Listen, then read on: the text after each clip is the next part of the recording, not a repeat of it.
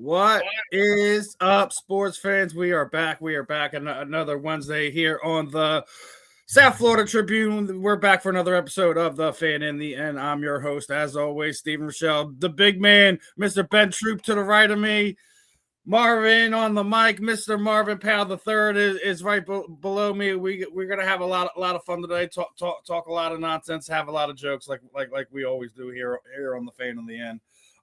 But as per usual, each and every one of our episodes here on the South Florida Tribune is brought to you by Fight Wax. Fight Wax is the ultimate skincare defense for athletes and all active members in your life. Help treats cuts, swelling, scrapes and abrasions, rejuvenates and restores stressed skin. Customers have used for soreness, stiffness, recovery, designed for athletes and all active lifestyles. Provides an ultra silky, non-greasy feel, deep hydration for everyday skincare, help fight dry skin. Customers have used for eczema, psoriasis, and other skin disorders. Make sure you're checking out the Fight Wax soap. If you haven't checked it out, check out Big Ben as he's got the hoodie on, rocking it, wearing it today.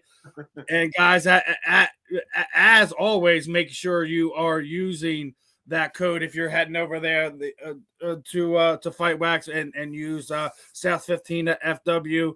It's always going to be we always got to show love to the people that show us love. So other than that, let's have some fun today.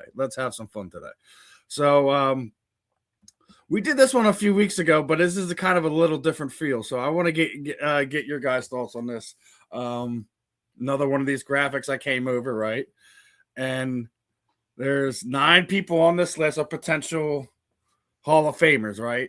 You can only pick 3 of them. This is going to be freaking hard, all right? So you got Russell Wilson, Lamar Jackson, Jalen Hurts, Joe Flacco, Joe Burrow, Jonathan Taylor, Alvin Kamara, Tyreek Hill, Mike Evans, Cooper Kupp, Nick Bosa, Max Crosby. You can only keep 3 out of those 9 that are going, that maybe you just feel is going to be already Hall of Famers, guys that are, some of these guys on this list that are already trending towards potential Hall of Fame status.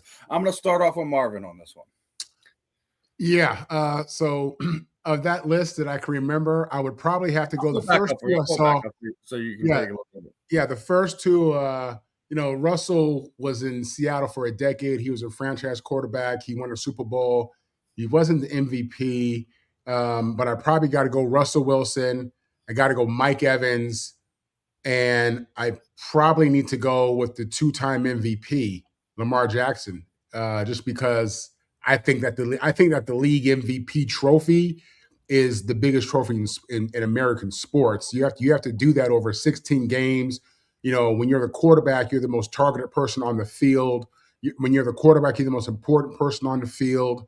And, I don't think that Baltimore's failure to win a Super Bowl is Lamar Jackson. When you look at, the drop by the tight end in one of those playoff games, when you look at the fumble on the goal line by the receiver, I can't remember his name. When you look at, what Lamar did, in his last game of the season this year, I mean, he put on a show. He showed you why he is him, So I got to go Lamar. Mike Evans, spent 14 years in Tampa. It was 12 years in Tampa. He had 11 seasons of 1,000 yards. He was the number 1 receiver for a decade. He's just a dog receiver who has the numbers and a Super Bowl ring. So yeah, Mike Evans, I got to go with. I got to go with Russell, and I got to go with Lamar Jackson. Obviously Jonathan Taylor and Max Crosby are outstanding players, and they will definitely get Hall of Fame mention.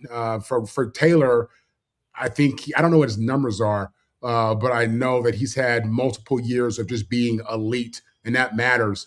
But I think a few more yards for him, maybe a ring, makes a big difference. I think you got a lot of guys who ran the ball well, who aren't in the Hall of Fame. So yeah, Lamar Jackson. We can't say Roger Craig anymore, so let's go with the other 49. Look right. Roger Craig, I would have put him up there after Lamar.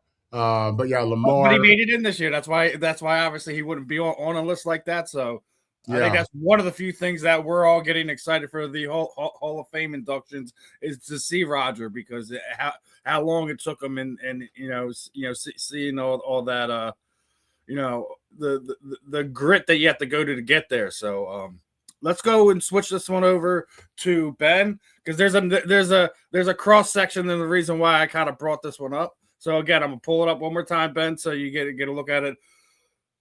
Russell, Lamar, Jalen, Joe Flacco, Joe Burrow, Jonathan Taylor, Alvin Kamara, Tyreek Hill, Mike Evans, Cooper Kupp, Nick Bosa, and Max Crosby. You can only pick 3 going to the Hall of Fame. I mean, the easy one to me is Lamar Jackson. You win the MVP of the NFL at any given time in your career. That's Hall of Fame. You were the best player in football. You were the MVP. He's done it twice. Most guys just want to do it. He's done it twice. I think Lamar Jackson is a Hall of Famer. My number 2 is Mike Evans. Mike Evans, they mentioned him in the same breath as Jerry because he was doing Jerry type stuff, getting 1,000. I was in the league for my first 11 years. I had 1,000 yards every season. And that's not the same quarterback. I did not start with Tom Brady. And I did not start with Baker Mayfield. I started with Jameis Winston. And then I went over to these other guys. And so I was good when I had Jameis. Remained good when I got Tom. And solidified it, obviously when I had Baker Mayfield. And my number 3, I think it's Tyreek Hill. You might not like Tyreek Hill antics. His numbers are ridiculous. Tyreek Hill, when he is at his best, he's a first-team All-Pro. He was the first-team All-Pro as a returner when he was in Kansas City. Then he became a first-team All-Player as a receiver. He goes over to Miami. He's a first-team All-Pro again. Tyreek Hill is never – when you look at – Tyreek Hill has Randy Moss ability with the deep ball. I mean, he can get deep on you. And he's just a guy that hit the antics. People be forgetting the type of player he is. It's never been about his play. It's been about the other stuff. So for me – love Russell Wilson, but here's the thing about Russ. The longer you play, it could diminish stuff. I don't think it should, but the longer you play, it's diminishing because he's getting farther and farther away from Seattle. Now, what he did in Seattle is solidified. It is solidified. But then you go to Denver, then you go, then you go to Pittsburgh. Now you with the Giants. And I don't think that the end of your career should have anything to do with what you did starting your career, but it hurts you. I think, but for me, I think Lamar Jackson, Mike Evans, and Tyreek Hill. Love Max Crosby. Joe Burrow, people need to get past that Super Bowl run. They need to let that stuff go, man. I mean, if Joe Burrow didn't go on the Super Bowl run, would people be talking about him in the breath that they're talking about him in? I like Max Crosby. Love Max Crosby. We already got someone coming at Ben's neck here. He's like, did I just heard this man say Hill got deep ball skills like Miles? Does he know what he's talking about? I think he does. Not only the best deep threat you've ever seen in the National Football League is not Randy Moss. That would be one Deshaun Jackson. Go check the numbers. See, we get caught up in certain stuff, right? Here's the thing. I'm gonna go check the numbers because I don't got a statistician next to me. Yes, ask any defensive coordinator who scares them to death when he's on the field and say Tyreek Hill. He can take the top off of any defense, any safety, any corner, right? And to be a first-team All-Pro is rare. To be a multiple-team first-team All-Pro is extremely rare. I think he's been in like 3 or 4 times, 2 different teams. You don't become a first-team All-Pro catching slants. That's not how you get there. No, I got to be able to put up numbers. So I know who Randy Moss is, and when I put you in the same category as Randy Moss, just go check it. Go look at Tyreek. No one is gonna be a Randy Moss. He is a one of one. Yes. One of Tyreek Hill's nickname is they call him Mini Moss. That's one of his nicknames. I know he's Cheetah. He is Mini Moss. You don't believe me? Ain't he doing people like this? I'm doing people like this because I'm behind you. So just go check the numbers. I mean, I know that people think the audacity. Look. For people that got getting their feelings about players sometimes, and I think that's what Mr. Smith was do. He was getting in his feelings a little bit, but I think we're all you just about unanimous that Mike Evans is on this list. Let me pull it up. Tyreek Hill has been a first-team All-Pro 5 times. He's a 5-time first-team All-Pro. I'm just telling you, 5-time first-team All-Pro. And right now, this ain't Pro Bowls. This is all Pro. There's a difference. He's a 5-time first-team All-Pro. He's a 1-time second-team All-Pro. He has 83 touchdowns right now, right on 819 over almost 12,000 yards. people, listen to me. Listen. When we get to talking about Randy Moss is a one-of-one, I get it. I'm not, but Randy Moss as a mini-me, his name is Tyreek. That's what he would look like. Because when Tyreek Hill is well, you see what I'm saying? And the only reason why he has a sign that people want to see can he pass the physical. Because when he passes, breaking news, somebody's snatching him. And you hope it's your team. I don't care if it's the Jets. I don't care if it's the Eagles. The Eagles just got. Yeah, if we get Tyreek Hill, it's over. Hold on. Yeah, I'm about to say, who would you rather have, Hollywood Brown or Tyreek? When Tyreek's healthy, it's not even a question. It's not even a question.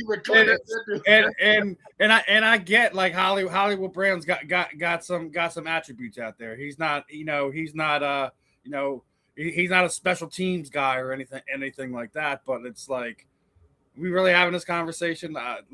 Listen, Hollywood Brown is a more than adequate receiver for what he's being brought into Philadelphia to do. But I'm taking Tyreek Hill. Not just that, the return game. The Eagles have been dying for a legit returner back there. You put Tyreek catching punts, catching kicks with how everything's set up now, man. But I agree with you on the Russell Wilson part of it. You know, the last handful of years has kind of hurt Russ. The last Super Bowls kind of hurt Russell a little bit, but Lamar Jackson absolutely has to be on this list. I'm not going with Jalen Hurts. I love my boy. Don't get me wrong. He's on this list. I get it. I get it. I do. But I think I have to agree with Ben here with Tyreek Hill. He's too much of an exceptional athlete in multiple.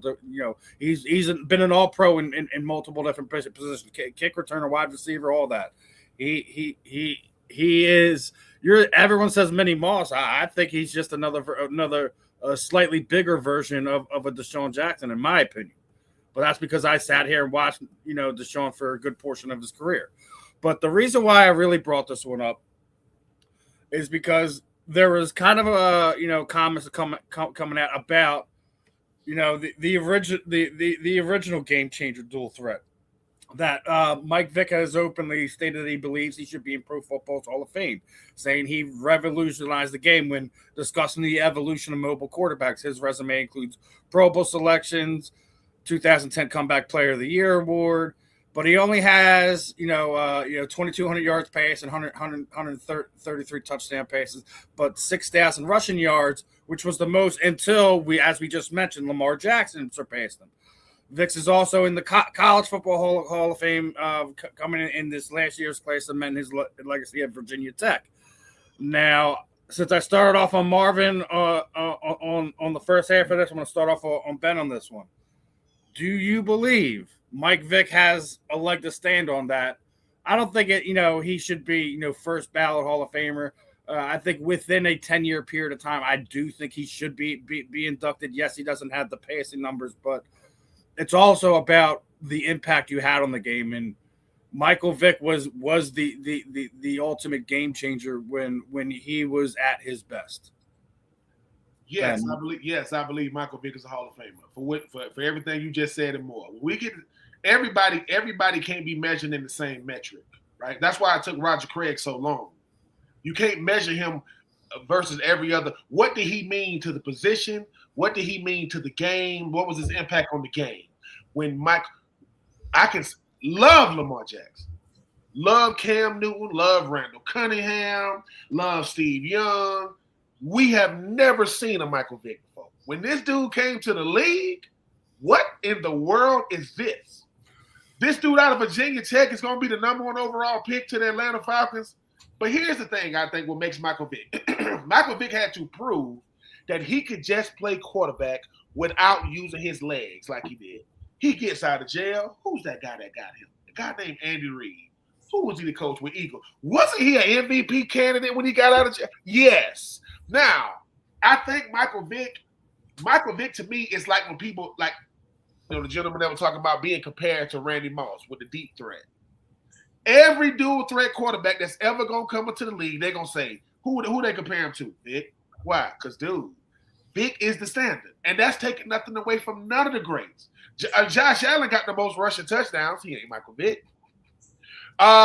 Cam Newton, Michael Vick, I got the most rushing yards. I think that when we talk about the quarterback position and what it has become, I look at Michael Vick like an Allen Iverson. Allen Iverson is never going to be seen as the greatest NBA player, but when you talk about influence, I don't know, Steve, we might got to go check some of your pictures back in the early 90s, 2000s. You might have had cornrows in your hair because he had the whole world wearing cornrows, right? Impact has to matter, and it just is it gonna be hard for him to get in? Yes, but I would always ask this. It goes back to what I say about Marvin Powell's father. Ask the people that played against him. Won't you ask? See, people don't want to do that because that kills all speculation. Hey, man, Michael Vick, oh, my God, this dude.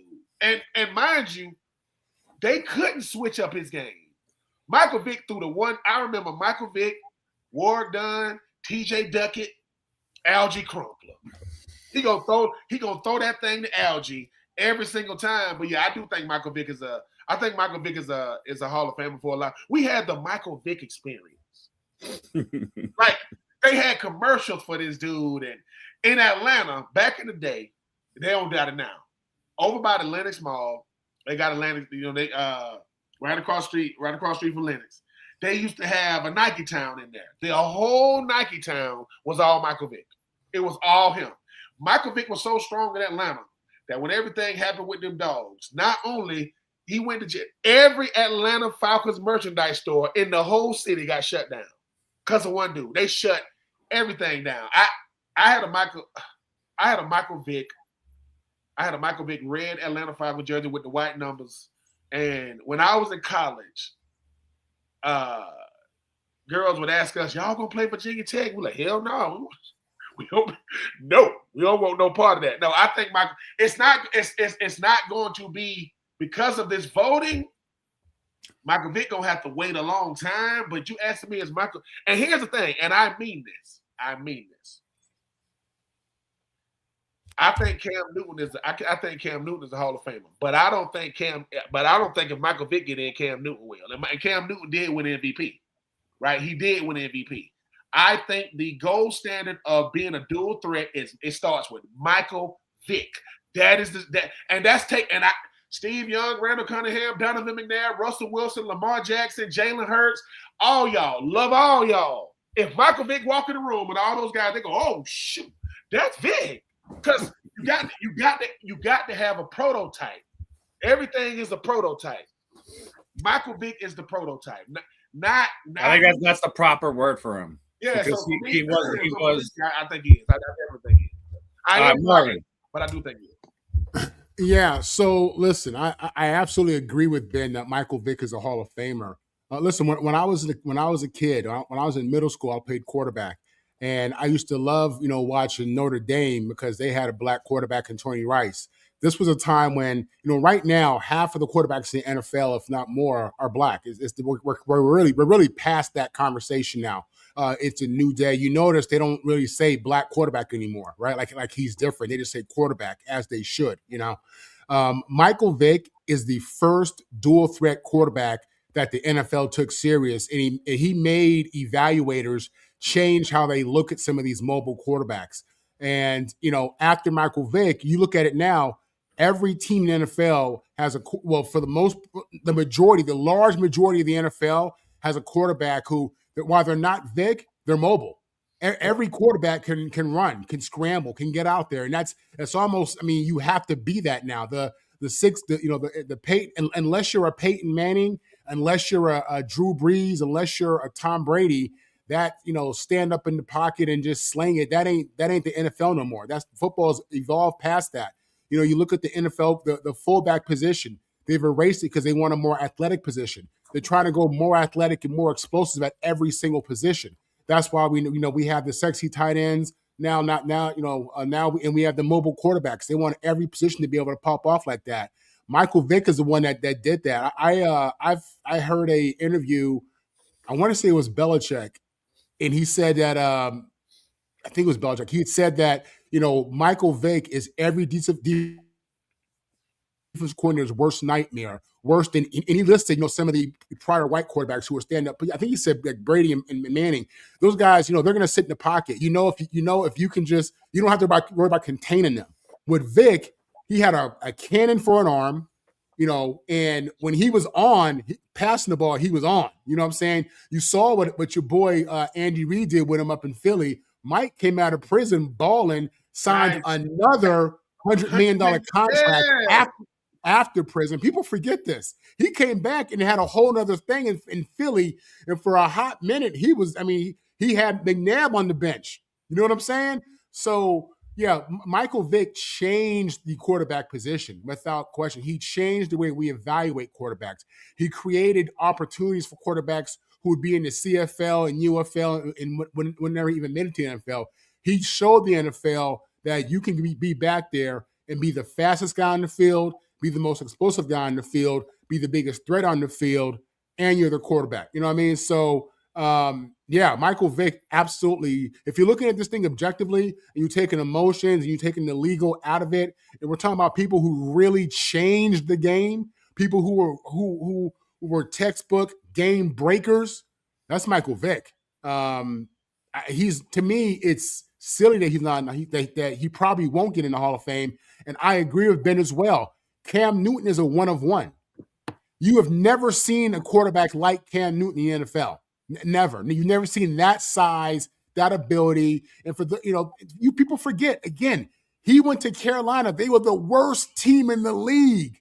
The worst team in the league. And this dude comes out as the number one pick. He backs it up with Pro Bowls, All Pros, and a league MVP on top of that. And he takes the worst team in the league to the Super Bowl. And he's a quarter. You can't compare any other quarterback to Cam Newton at all. And when this dude was on, he was on. He's a game changer. He's an anomaly. He's different. You know what I'm saying? And people don't recognize it like that. So, yeah, Vick's a Hall of Famer. And I back up what Ben said. People should really take a hard look at Cam and how he impacted the game and what that situation was when he came in and what he did with it. It's pretty killer. Go ahead, Steve. I'm gonna just say it like this.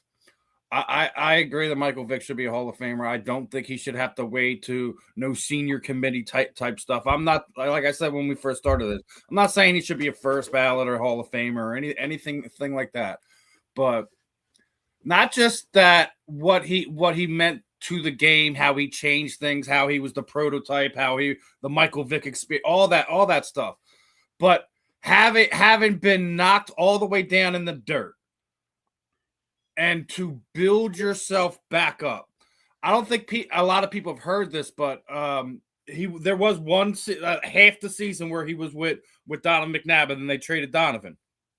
Then Kevin Kolb was supposed to be the quarterback. And Mike was still kind of trying to get back into football shape, get ready, get mentally situated. And when Kevin Kolb went down, Michael Vick said one thing: he wasn't ready. He flat out said that was the Green Bay game, right? That was Green Bay. Yeah, the Green Bay game. It was the first game of the season. Okay. So to sit there and just he wasn't ready, and then seeing what he did that season. It's just there's special athletes, and Michael Vick is one of them. Does a lot of people upset about what got him into Philadelphia? Absolutely, and you should be. And he's taken accountability for that. Maybe not to what people think he should have done or this, that, and the third. But he only owes it to himself to admit that he was wrong. He doesn't owe it to us. He's already paid his debt to society, in my opinion. So I'm not going to ever sit there and trash Michael Vick's name over those type of transgressions, regardless. But he is an absolute Hall of Famer, and I agree with your guys' point as well that despite the fact that as a media member, I can only take so much of Cam Newton, but as a football player, absolutely, he's another one. If Cam Newton's not a Hall of Famer, they don't exist. Like shout out to Andy Reid though.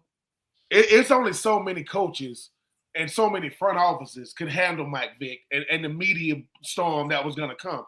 Tony Dungy, looked at Tony Dungy, reached out to the Rooneys, and that's how Mike Tomlin became the head coach of the Rooneys. He said, hey, man, you got this young defensive coordinator from Minnesota. Michael Vick was getting mentored by Tony Dungy. He's going to see him in jail.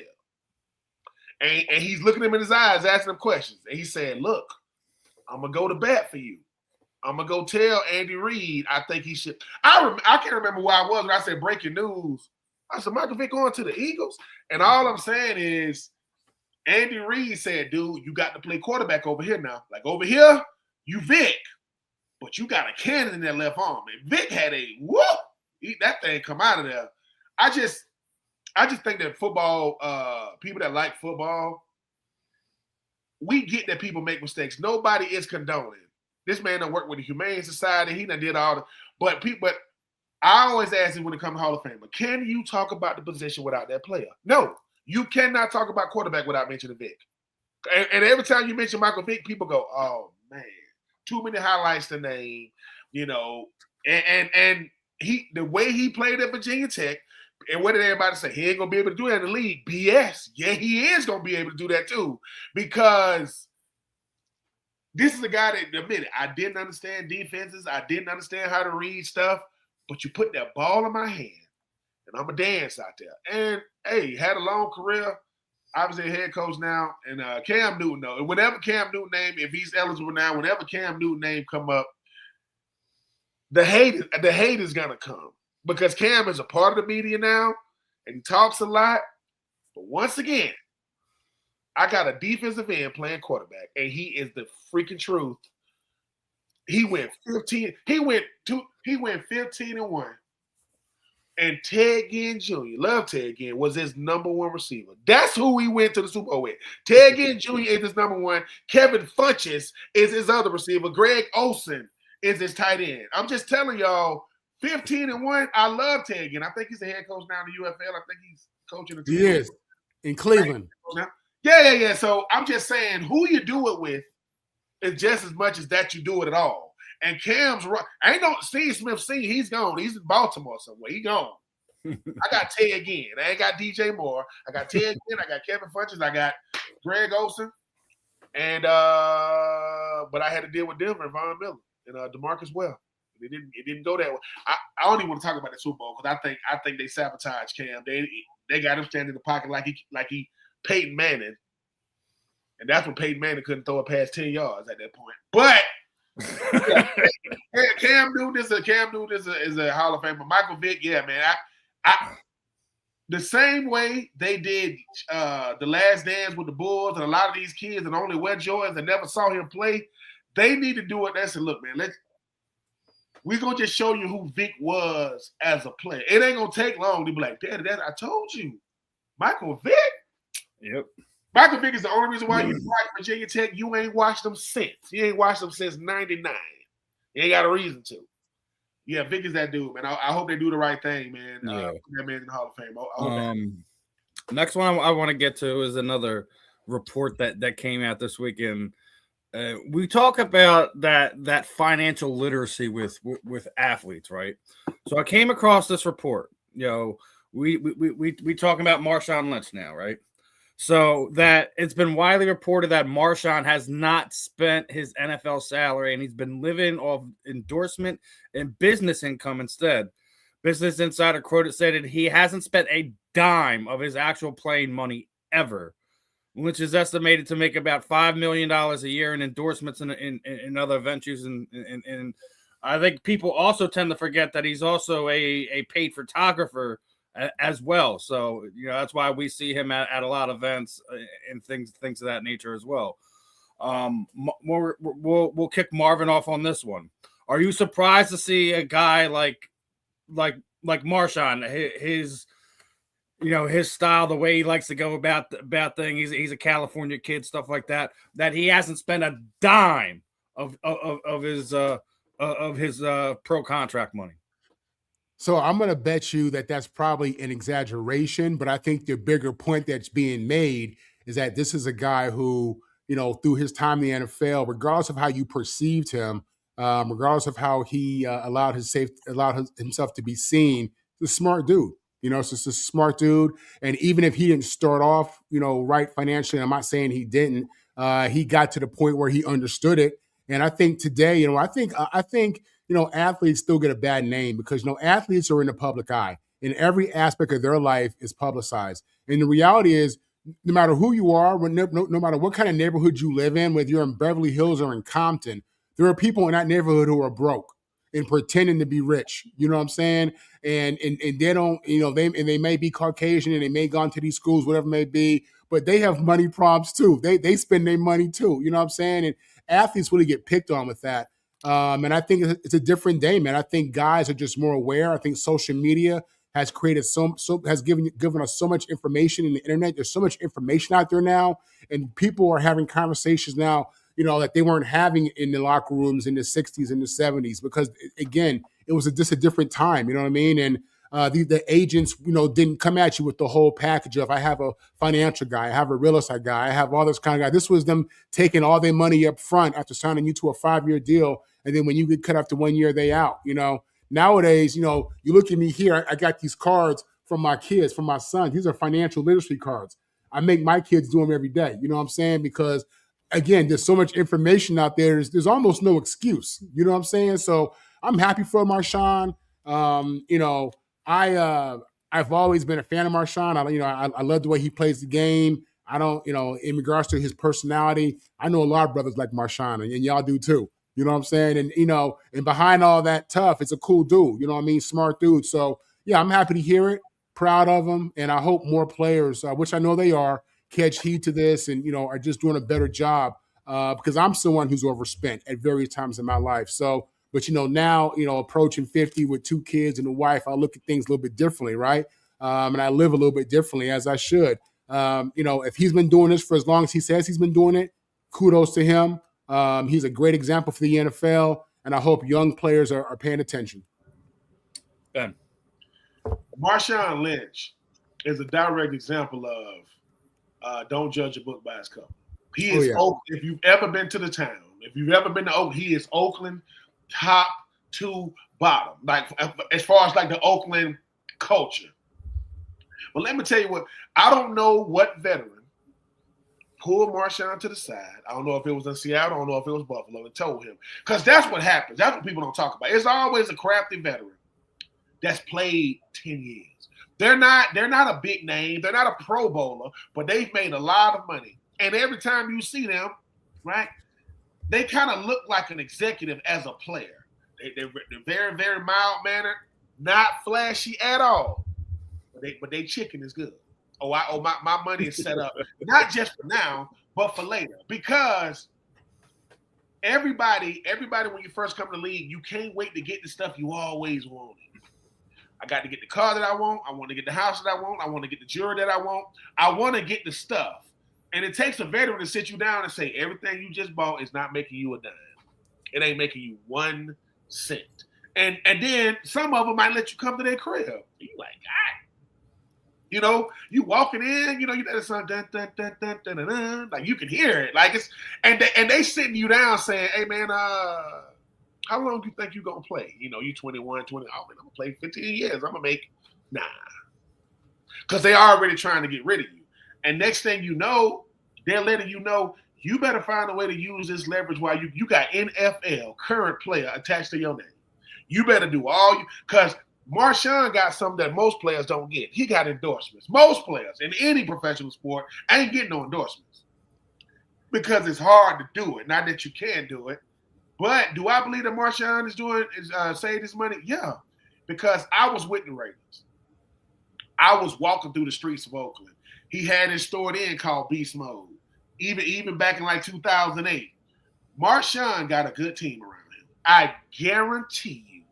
He got people that can tell him the truth, which means they can say, Marshawn, how long you want this money to stretch, man? Okay, you want to make sure you keep making money?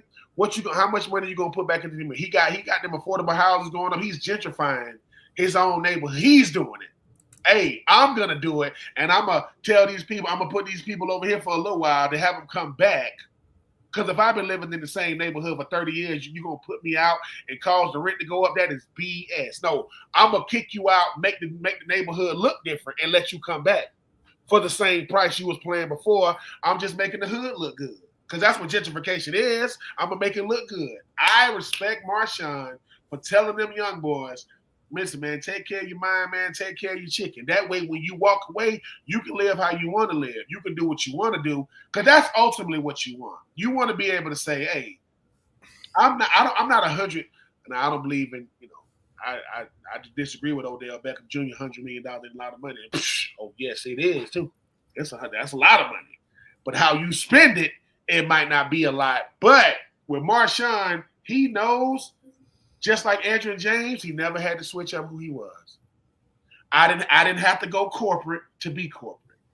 I didn't have to change up my look, because sometimes, and I know Marv know this, the people watching us seeing, can we still be us while I'm doing what I do? And when I say be us, I don't mean that there's anything wrong with changing how you look, but can I talk the way I talk? Can I walk the way I walk? Can I do what I do? Yeah, because if you only want to meet me because I got on this $10,000 Tom Ford suit, but I ain't talking about nothing, I want to be able to say, hey, we are one of ones. To play in the NFL for one down makes you one of the greatest and best college football players ever, because most of us ain't playing in no league. It's not happening. So for Marshawn to have the career he's had, to still, I'm pretty sure he got a house in Oakland, house in Seattle, and he's still making money through the NFL. He said, look, I get free tickets to the game because I'm an NFL photographer. Like, I'm really over here taking these pictures because I want to have checks to keep coming in to make sure I'm building on that portfolio. So I'm impressed by him.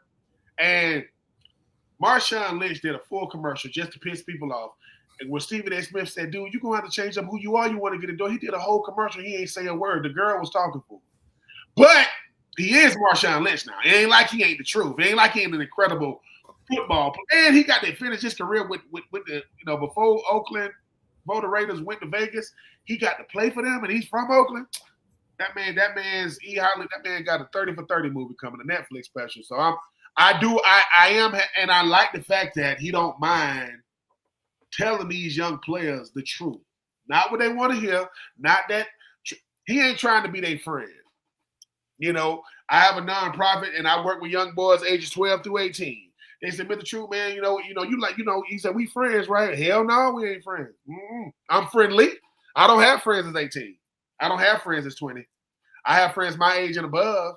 But Marshawn, him and his cousin Peters, and those boys, they understand, dude. We might be the only ones get a chance to do this. What we gonna do with our money and our fame? And hey, if people see what you're doing with your money, and I had to learn this through financial literacy. I said, how do super duper rich people stay rich? They know where to put their money. A budget is telling your money where to go. I'm telling my money where to go and what it's gonna do. Investing, make sure I keep having money to tell it where to go. That's what investing does. And you got this chain, and next thing you know, you got LaShawn McCoy back in his hometown with the hard hat and the shovel, saying, "Man, we finna do housing. Hey, man, you got to go from football player to businessman, and it's hard. That's the hardest transition because it is, and and that's kind of going into my next point. Obviously, Marshawn, amazing guy, amazing athlete. Then we get somebody like Antonio Brown, who basically the reports this week is that his $4 million mansion is up for sale. He's filing for bankruptcy, and this goes to the other side of that we talk about making the right decisions, having the right financial people around you, and stuff like that. Start off with Ben on this one. Antonio Brown, mansion's up for sale. Is this just another another bump in the road? Is he starting to trend on a downward slide? Like, what are your initial thoughts when hearing this? I hear two things. One, it could be an initial slide, and it could be positioning. All bankruptcy ain't bad. It depends. It's a lot of different ways to file. Let me tell you something. That's another thing. Look, let me tell you this myth about these people with money. They file bank. Boy, if they tell you how many times they done did it. Bankruptcy, sometime with a Chapter 7 or whatever you call it, the one you say, I ain't buying nothing, but my money ain't coming out either. Sometimes it's to get people to get off my back, man. I ain't got it. But I ain't buying nothing either. I think for Antonio Brown, hopefully he's doing the positioning.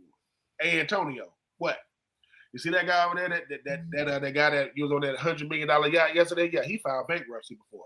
Yeah. So hopefully he's using it, one, as a tool to teach people that's coming behind him. And number two, hey, man, ain't nothing wrong with losing all your money, man. You know, ain't nothing wrong with having to file, but come back stronger. Come back.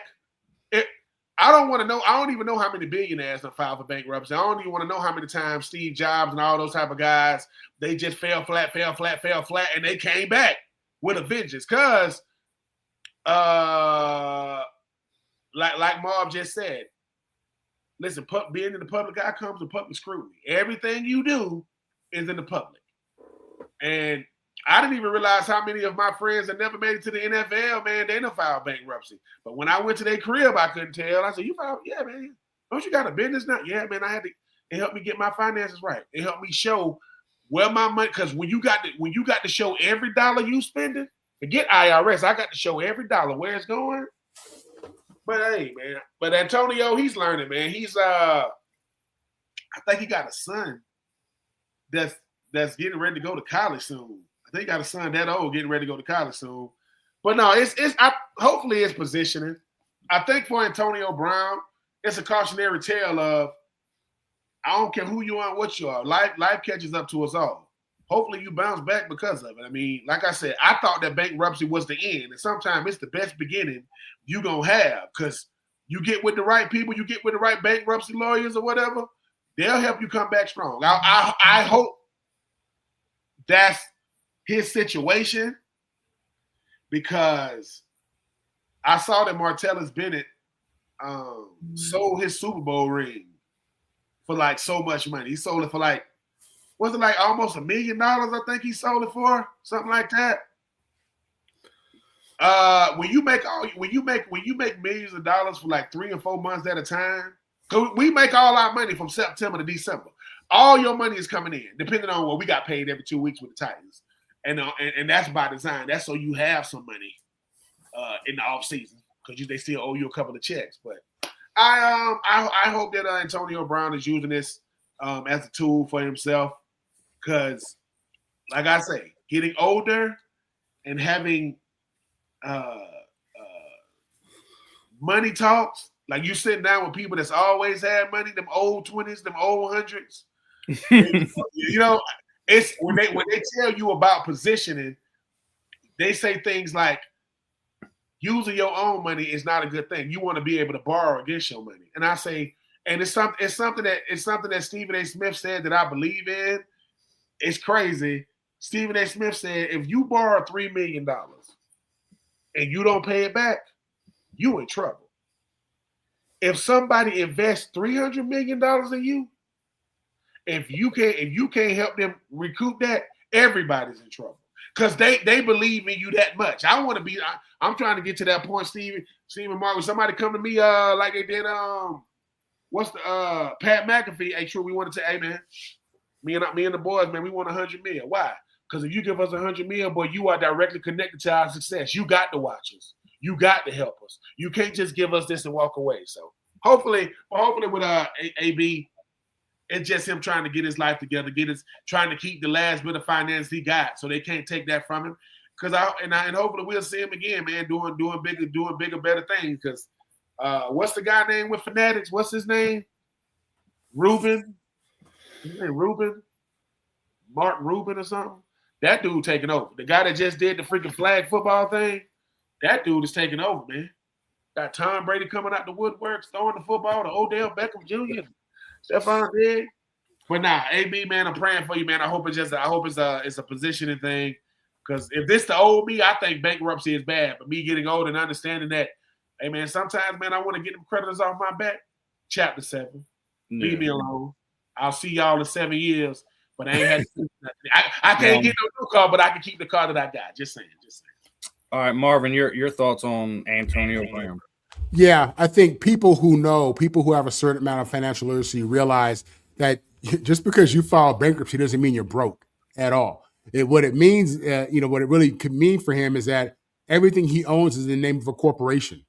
Everything from his house to his car to, everything's in the name of a corporation or tied up in something that's not associated to him personally. And like Ben said, this could just be him, wanting to deal with, a few creditors or whatever it may be, or just bad business deals or bad business relationships that he's supposed to get out of. It does not mean he's broke. It does not mean he spent all his money. For what I know, a lot of people don't put their name on everything or on certain things.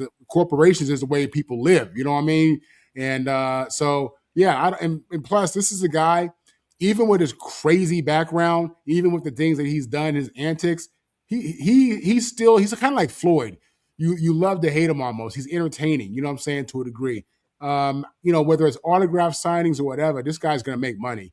But I don't think anything of that at all. As an entrepreneur myself, who's had multiple businesses and had ups and downs and been through it. And, bankruptcy is just part of the game. You know what I mean? And really, people who know use it to their advantage. So. All right. Now, per Mr.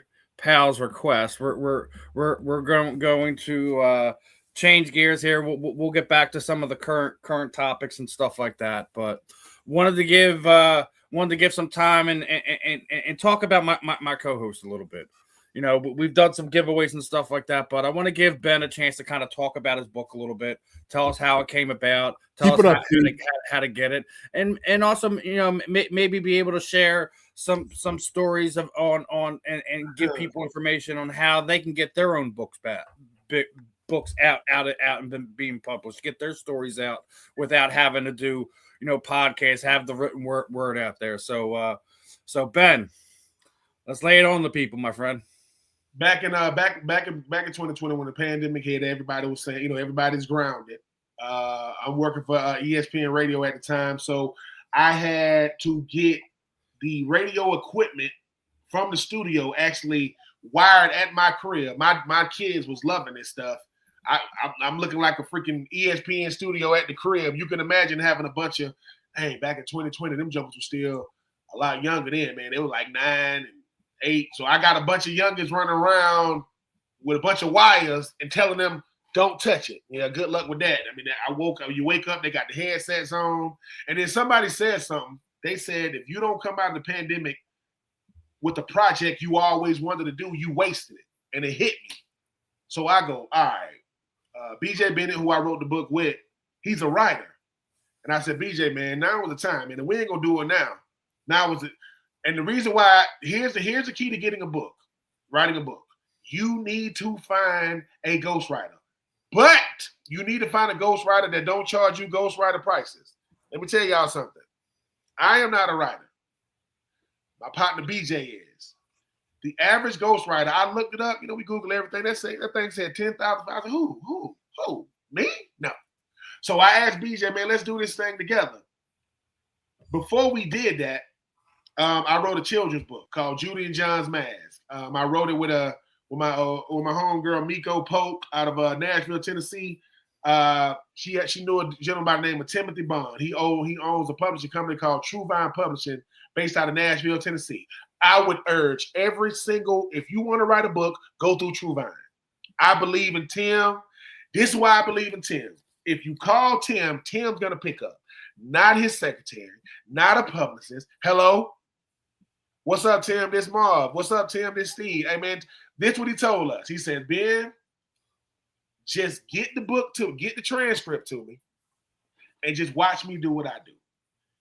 The reason why I say you want to go through a guy like Timothy Bond and Truvine is this. Do not give your book to these Amazons and that you are one small, very, very small entity to this big company. I did a bunch of research on who should I go with. There was a gentleman who I interviewed who wrote a book, and he went through Amazon. Do you know that Amazon told him you don't get to put the book out when you want to? I want to put the book out on Dad's birthday when he don't care, because you ain't Barack Obama, you ain't Michelle Obama, you ain't Will Smith. These people are celebrities. We are one. They say like 1 million books or something get put out every year. This is the key to writing a book. Ghostwriter, somebody write the foreword, get the manuscript, send it to your editor. Because a book process doesn't start until you get it to the editor. Think about this. There are people that spell John J-O-N. There are people that spell John J-O-H-N. You got to get that right, right? There are people that do things a lot of different ways, but the greatest thing about a book is this. This is why you write a book. Simple and plain. You got a story to tell that people want to read, and that's the only way people can take you home with it. I met Marvin at an event. You know, I saw him. Hey, man, I want to know more about you. I mean, I got a book. Hey, Steve, man, I mean, you got to have a book. That is your portrait. And it's fun, man. It's been out since 2021. It got published. It got written in 2020. It got published in 2021, September. I remember being in Tampa, visiting my daughter. At the hotel, man, can't sleep. Wake up, type in Uncommon Unfinished. There go Walmart, there go Target, there go Books A Million, there go Barnes & Noble, there go Amazon, there go eBay. And then the reviews start coming out. And everybody like what they see. And here's another reason why we should write a book. Everybody, especially you, Marv, you may be the only way your family story gets out. You may be the only way it gets out. And look at it like this. Somebody told me this. Hey, Ben, what if somebody's writing a book about you right now? And you got to go read about yourself. You ain't going to like what you read because you're like, that ain't even true. Well, you tell the story. That's simple. You tell it. Because, Marv, if they say one thing about your dad that ain't true, you're like, wait. That didn't happen like that. That's why a book is important. It's not arrogance. It's not ego. It's saying, your son get to say, Daddy, man, my granddaddy was like that, man. He was more than that. And next thing you know, you now we talk about another environment. Now you an author. Now, Marv, you sitting there, Steve, y'all sitting there, and you got to do people talking about, tell us about chapter 6 when you said, and you sitting there amongst people you would have never, this ain't sports fans. These are readers. I got to do I'm doing a book signing here. I can do, because I'm at Barnes & Nobles, I can do a book signing at any Barnes & Nobles across the country. I just got to let them know I'm coming, let them know when I want to. And people say, well, why would you do something like that? Well, if I do a book signing, right, and I just say, hey, coach, what's the nearest college or university here? Oh, man, we got this and we got that. Hey, I'm going to need y'all to come out. How many players y'all got? Oh, man, we got about, 150 of them. I got books for all of them. You gonna give them all books? Yep. Why? Because I can. But they got to stand in line to get it signed. So now I got the biggest ambassadors in the city standing in line to meet me to sign my book. And next thing you know, you build your audience. And people say that stuff don't work. Oh, it works. I did that in Savannah, Georgia, and I sold 600 books that day because I got Savannah standing in the line with me. Right? Marv, I want you to do it, man, because every time I see you, man, obviously I didn't know your dad, man, but I want to know. Real talk. Like, and when you putting a book out, it's like a rapper or a singer putting a song out. When you put it out, the feedback you get gonna blow. My kids section in the book is called The Binions because my BJ's dad, Papa B, that's what he called my kids. Think about when he reading my book and he don't think I'm gonna put him in my book. Think about when the guy that wrote the foreword in my book name is Andre Jummer. I'm from Swainsboro, Georgia. He's from Millen, Georgia. Millen is smaller than Swainsboro. This boy used to go uptown with his grandma and his sister, and they would dig in the trash and whatever they would salvage, that's what they ate. That's who Uncommon Unfinished. He the one came up with the book with the title, and I made him write the foreword, which means the people that I cherish, we tied together for life. I'm putting you. I got teammates in my book that never made no Pro Bowls and no Super Bowl. I got people, they read the book saying, boy, you put me in your book. Yeah, boy, you changed my life, man. The kind of stuff you said to me and did for me. Mom got her own section. Dad got the first line in the book is, I promised my dad I'd never go to jail. That's the first line in the book. Because people thinking it's gonna be a football book. No, man, it's a story between a young man, me, and a grown man being my daddy and having friction, trying to grow up, trying to learn about life with the man that I cherish the most, who wasn't there when I need. Man, it's dope. I mean, even sitting back on it now, man. I hope I did it justice, man. I didn't make it about no touchdowns and no. No. If I want to do that stuff, that gloating stuff, that happens when everything on me is great. I'm in my 70s and 80s, and the clock is ticking. Right now, Marvin, while you got that fresh energy in you, man, let me tell you about my pops. And let me tell you what a ghostwriter does. A ghostwriter, you can give them 15 bullet points. They can give you a whole book. That's all I did. Me and BJ said, tell me about chapter 1, man. Chapter 1, man, I want to talk about this. He like this. BJ said, you remember, I don't know how it was with you, Marv. Remember when in college we had to write them 500, 1,000-word papers, right? Double space, right? And I'm going back counting how many words I got. 600. BJ said he could write 1,000-word paper in 20 minutes. Wow.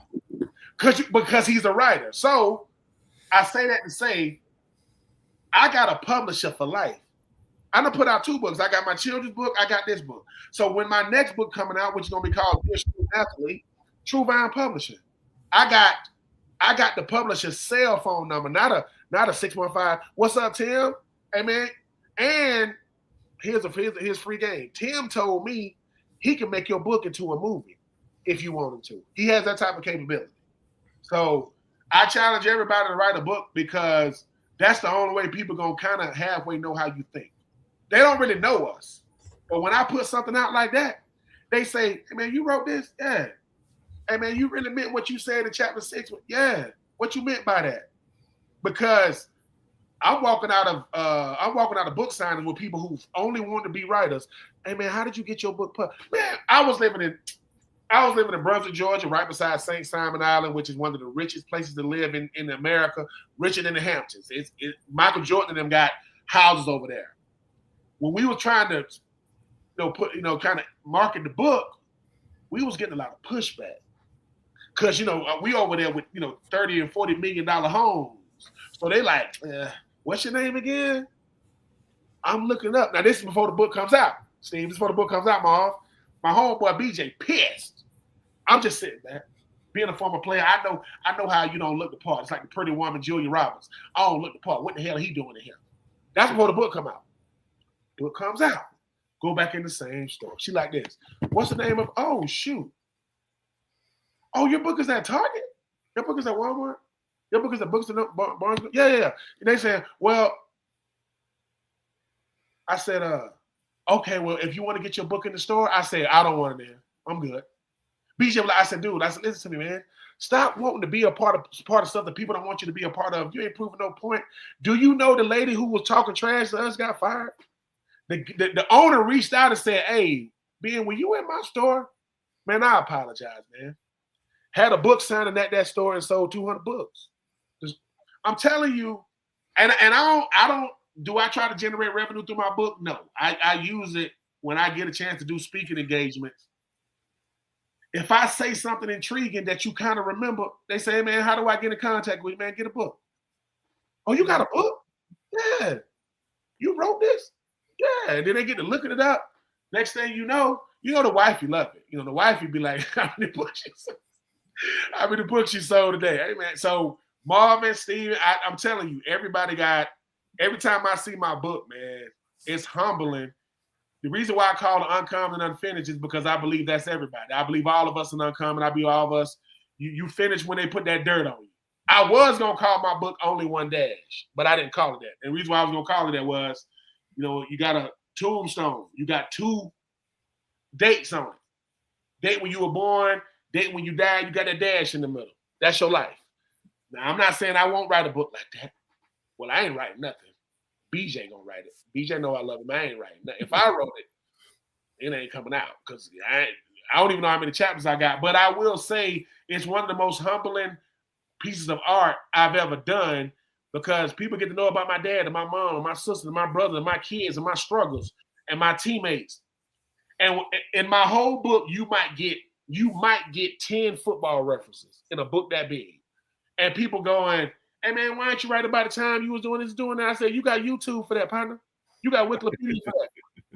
I want you. Here's the thing. My name is Benjamin. My family calls me Benny. The world calls me Ben. I wanted to introduce them to me, Benjamin. You know how many of my friends be like, you got your name Benjamin for real? Yeah, boy. They been knowing me for 20-something years. You know what I'm saying? Yeah, like I thought your name was Ben. Like, nah, man, that's what the world know me as. Like, and it's cool, but I got kids, and I hope I did them jokers. They bigger now, and this. Think about this. I was divorced, man, when I wrote my book. So I'm trying to not talk about that because my kids gonna read this. I don't want to talk bad about me and the mom, but I'm remarried. So I got to write another one. If the ex-wife is in this book and I got a current wife, my current wife ain't saying nothing. She's like, I read your book, did you? She read that section. So I gotta make sure my wife named Cheryl and my mom named Cheryl. It's spelled the exact same. That's a book within its freaking self. Please write a book, Marv. Please write a book, Steve. I'm gonna buy 10 copies of it. But the reason why, and listen, because guess what? You already got a publisher. The hardest part about a book is getting somebody to publish your book. You already got one. His name is Timothy Bond, True Vine Publishing. I could call him right now, right here on this show. I say, yo, Tim, I got 2 new, send them to me. I'm telling you, God has blessed me to be able to have, I don't know these other publishers, man. I feel like Michael B. Jordan and Ryan Coogler. I got a dude, Troupe. Man, just give it to me. I got you. I gave it to him. That's how I got into all them stores y'all see. That's Tim. I ain't do none of that. I wrote the book. I picked the color. Now, when the color first came out, the color was in black and red. I know I'm a Falcons fan, but them Georgia colors, oh, hell no. I'm not doing no black and red, but we're not doing that. That's how I end up being orange and blue. But, Marv, I can see your face. Pick you a title, get you a go. You can write your book yourself. I'm not telling you how to do it. I'm telling you, remember, what is this? This is this March 25th, 2026. Whenever you put pen to paper and you ready to send it in, I'm going to say, Tim, I'm going to get your Marv number. Y'all, it's going to be between y'all. And next thing you know, I'm going to be like, Marv, have your book up. Man, my book is 5 years old because I made the decision to write it. And it's humbling, man. Football was cool, type of things I do. But if I got a prospect come to my crib or something, or I'm talking to a kid, they say, hey, man, Mr. Troupe, how do I be seen as more than an athlete? Show the world who you really are. Talk to them. You don't want people to see you as just an athlete? Yeah. He said, how do I do that? I said, when you're sitting there with your girlfriend having pillow talk and she know you really like Disney movies? Yeah. Tell the world. Why? Because Disney might want to do an endorsement with you. They'll do that. I don't know. I don't work for Disney. I say, but I'm not trying to limit my possibilities just because I play football. Football open more doors than I went to. You went to SC. You tell me you went to SC, they're gonna lick what? They're gonna. That SC is bigger than the Jets, the Giants, the University of Florida is bigger than the Titans, the Bucks. Our colleges are bigger brands than the NFL. Now, certain teams, I get it. People say you went to the university. You played for the Trojans? Yeah. You played for the Trojans? Yeah. Oh, shoot. Got him. Yo, and so that's what I do now, man. When I get to go, I'm going to go speak at a college in coastal Georgia, which is in Brunswick, next month, because the president reached out to my homie BJ, who still lives there. He said, yo, Ben, he said, you think Ben will come down and speak? I went down and met him. He said, Ben, the next time you come down, mind you, I'm there for free. And when I come back, I'm not there for free. You know what he said? Hey, BJ, how many books he wants to purchase? He said he wants you to purchase for all the student athletes. That's not even counting your fee. And now, and I said, I'm going to put like 5 of them in the library. And all I'm going to do, I got a bunch of boxes in there full of books. I done sold a bunch, but write your book, man. Like I say, just write it. I mean, it's and watch what it does for your children. They're gonna be like, my dad is a freaking uncle, dude. I mean, Steve, I just saw you. Steve, how old is your son? When you were standing there next to him, I'm like, what? He's 14. All I'm saying is this. He only turned 14 in October. every time we do something outside of what our kids think we superheroes because they see us on these, they see us every day and the type of things we doing. What you think gonna happen to your kid if they walking up to a Barnes and Nobles not realizing you got a book sign and it's a big old picture of you? And they're like, Dad, you got a son today? Yeah. Wait a minute, is this line for you? Yeah. What the Dad, who are you? Are you famous? I said, no, I'm not famous, and you ain't getting a new iPhone either. No, you sure ain't. I'm telling you, it's humbling, especially for you, Marv, because like I say, your legacy is different than mine. My son got the same name as me. And, he played football like me, but he wasn't alive when I was playing. And so now he's saying, man, I see my dad. My dad got the Uncommon Crew. I've been to it. My dad got a book. My mama bought a copy. My grandparents bought a copy. My daddy keep turning the pages, seeing how much he can do, And now that I know how to do books, the key to writing a book is a publisher. Get somebody, and you already, like I say, I don't know all these publishers. May God bless them. I got a publisher that's extraordinary, man. He'll come on here and talk to us like I'm talking to us now. He'll come on here and like I say, I mean, if I go see a president of a college and I hand him my book and he say, hey, man, I appreciate it. Oh, man, you going to just give me this? You going to autograph it? How else he going to remember me? You know how many people a president of a college meet? Too many. But he said, Ben, I want you to come back and do a fireside read, a fireside read in front of the faculty, in front of the student body. It's just you and me. So I'm up there, former athlete, talking to the president of the college. And he paid me to come. So, you know what I'm saying? It's some keep building your resume. Plus, the memories that you think you done lost. Boy, you get to write that book. That's the hard part, though. Trying to get it all in there. Because I forgot about you. Look, you're going to disappoint some people now. Everybody think they're going to be in your book. Hey, Steve, man, I thought you going to. It's hard because I got a big family. My mama told me, I don't really care what you do with your book. Just make sure I got my own chapter. What you mean you don't care what I do with mine? I don't care what you do with it. Just give me my own chapter. And she got her own chapter. She deserved that. You know what I'm saying? And hey, man, it's a. I thank God for it all the time, man. I really, really do. And it's you host events, Marv. You over one of the biggest chapters in the freaking NFL. Who you think gonna buy your? You see what I'm saying? Who you think gonna buy it first? They don't got a choice. Yo. Before we get started, who ain't got this book yet? Stop playing. If you don't get it for you, get it for one of your brothers. And we want to talk about supporting each other, like we say. Well, that go a bunch, so. And next thing you know, tell your other chapter, say, hey man, make sure you tell your chapter about my book, man. Next thing you know, you know how many? I'm gonna give y'all the key to this. Okay, when you have your own books, you have a website that probably goes to like a Cash App or a PayPal. The reason why you set it up like that is that money goes all to you. When you get Amazon and all that kind of stuff, you get a portion of it. But just say your book going for $25, $35, and just say you come home, Marv, you check the email. Oh shoot, I done sold 10 books today. That's all you. But here's the key. You go to like a Walmart or somewhere, you get you like the little packages that got the to and from. It's like they got like the little bubble wrap on the inside. They cost like, you can get like 10 of them for about like $4. They cheap. You put your book in there, but you always put something extra in there, like a card or something to say thank you, right? When you go to the post office, not UPS, not FedEx, go to the post office and tell them this is media mail. Media mail is cheaper. They go say, oh, you got a book? Yeah. I've been doing it a long time, man, like I say. And next thing you know, it's this G. You sell so many books, you go to the same post office, just say they see you in the line. They'll say, yo, Mom, I got you. You got some books? Yeah, we got you. What? We got you. Yeah, because it's already to and from. Because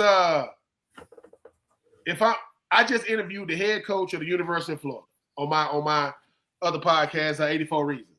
What you think about the Assembly? See what I'm saying? Like, how else he gonna remember me? This dude talk to people every day, all day, and we played in the SEC at around the same time. And what's up, Coach Summerall? Man, I appreciate you coming on. I got you because I got his SID. That's Sports Information Director. It's like it's a book is like having a real nice car, and you know Shorty like it. You know she like, oh, you know, wait till I pull up on her. Let's see, cause it's a business card. Who got a better business card than 200 some pages all year? Who got something better than that? And even if I got people that have put my book, you know how the people got Adam Schefter and got the books behind them. Sometimes you might go on a podcast, somebody got your book behind it as they freaking background. So I challenge y'all to do it, man. It's once you do it, because I know y'all probably got some books you want to write. You don't want to write a book, you want to write more than one. Got to write the first one. And Steven, Marv, I don't know what to impress y'all. But you type in your book online and it pop up on all these. I'm like, what the? I'm like, this is crazy. I'm waking my daughter up I'm like, look, Daddy in Target. She like this. Okay. But yeah, man, I appreciate it, Steve, man. Give me the time, man, to just let people know I'm either more than an athlete or I'm not. And nothing wrong with athletics. I love it. That's how I introduce myself to the world. But my book is how people get to know me. And I want to know about Marvin Powell. I done heard enough about Marvin. I want to know Irv Gotti. What? And I know you like, and I know you think that ain't nothing, dude. That ain't nothing. So and I had a Lincoln Continental with the suicide door. You can fit about 2-3 people in them trunks. Trunks deep, and they open up this way. But yeah, man. But no, man. Make sure listen. Everywhere books are sold, man. Uncommon, Unfinished, the Ben Troupe Store with BJ Bennett.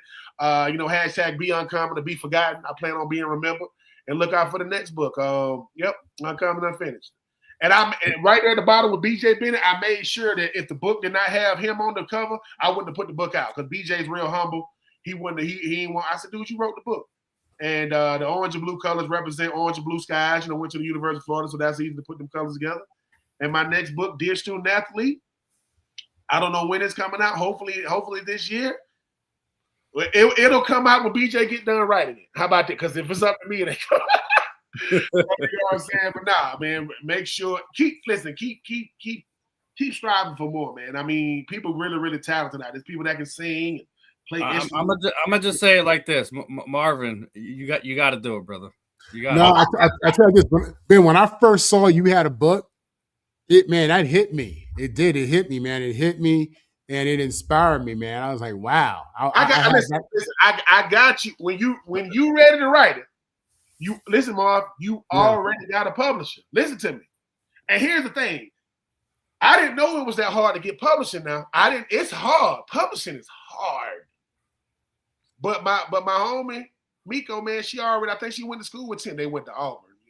God bless them. People make mistakes. But you know what I'm saying? And now that I got a publisher, having a publisher is like having a producer. Once you get one, I got one.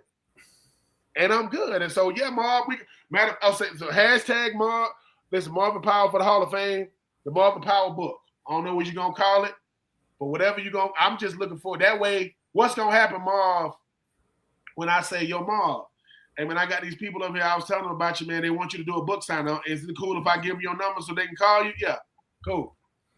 They say, free.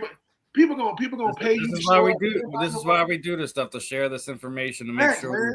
And it's not even just like about Ben selling books. It's about maybe there's an athlete that happens to come through this, and they don't know the process to go through to kind of get something like that accomplished. So. Glad Marvin brought it up before we came on air to talk about this. Yeah, man. Listen, humble. And we're holding you to this, Marvin. You got to get these wheels. I'm about to say, Marvin. Listen, because once you tell Tim, when you say, "Hey, Tim, I'm Marvin. I want to put out a book," well, he gonna call you every day like you owe him child support. He gonna say, "Hey, Marv, what's up with the book?" He's trying to keep you because that's what he does, right? But he's really, really good at telling you the process. Like any question you have, he will answer. And he ain't gonna lie to you.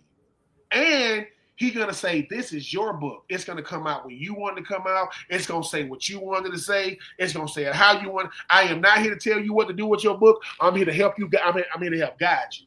Because certain publishers, they'll rip your book up. You give it to them, they'll give it to you like how English professors do. It ain't like how you said that. They don't do that over there. They ain't taking nothing out.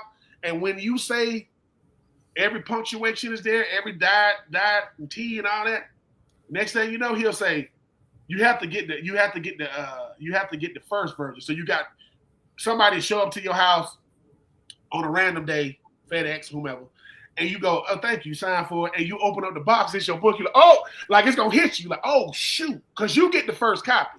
And you like, oh, yep. Then, depending on how many books you get, because when they brought, I bought a bunch of them. They brought my books on like a crate. The dude like, yo, I'm here with your books, and he pulling up in like a FedEx truck that he bringing it down. I'm like, yo, you want me to leave it right here in your front yard? I go, yeah. And you know they got it all saran wrap. You cut it off. And you taking all these boxes in, right? And you going, bruh, I'm an author for life. So when people go author, speaker, athlete, father, it's like, dude, you wrote a book. I don't know what it is about being an athlete. People say, you wrote a book? They're like, yeah, you wrote a book?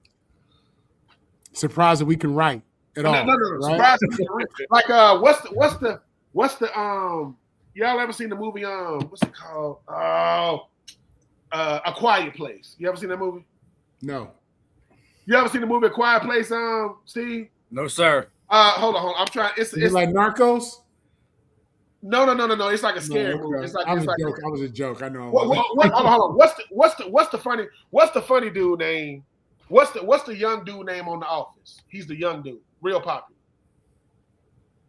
Y'all ever seen The Office? I'm proud to say another one. Yeah. I ain't never seen Friends or The Office, and I'm proud to say it. Hold on. The Quiet Place. The cast. Do you know who Emily Blunt is? Yeah. That's okay. That's Ryan Reynolds' wife. No, that's not. That's John Krasinski. Yeah. You're right. You're right. So John Krasinski, I can't say his name right. I'm butcher his name. She was doing a movie, and he tried to go on set, and obviously he's famous, but the security guard. He didn't believe that it was his wife. Yeah, no. Yeah, so he said, who you here to see? Emily Blunt. He's like, yes. I'm her husband. He was like, you, man, go.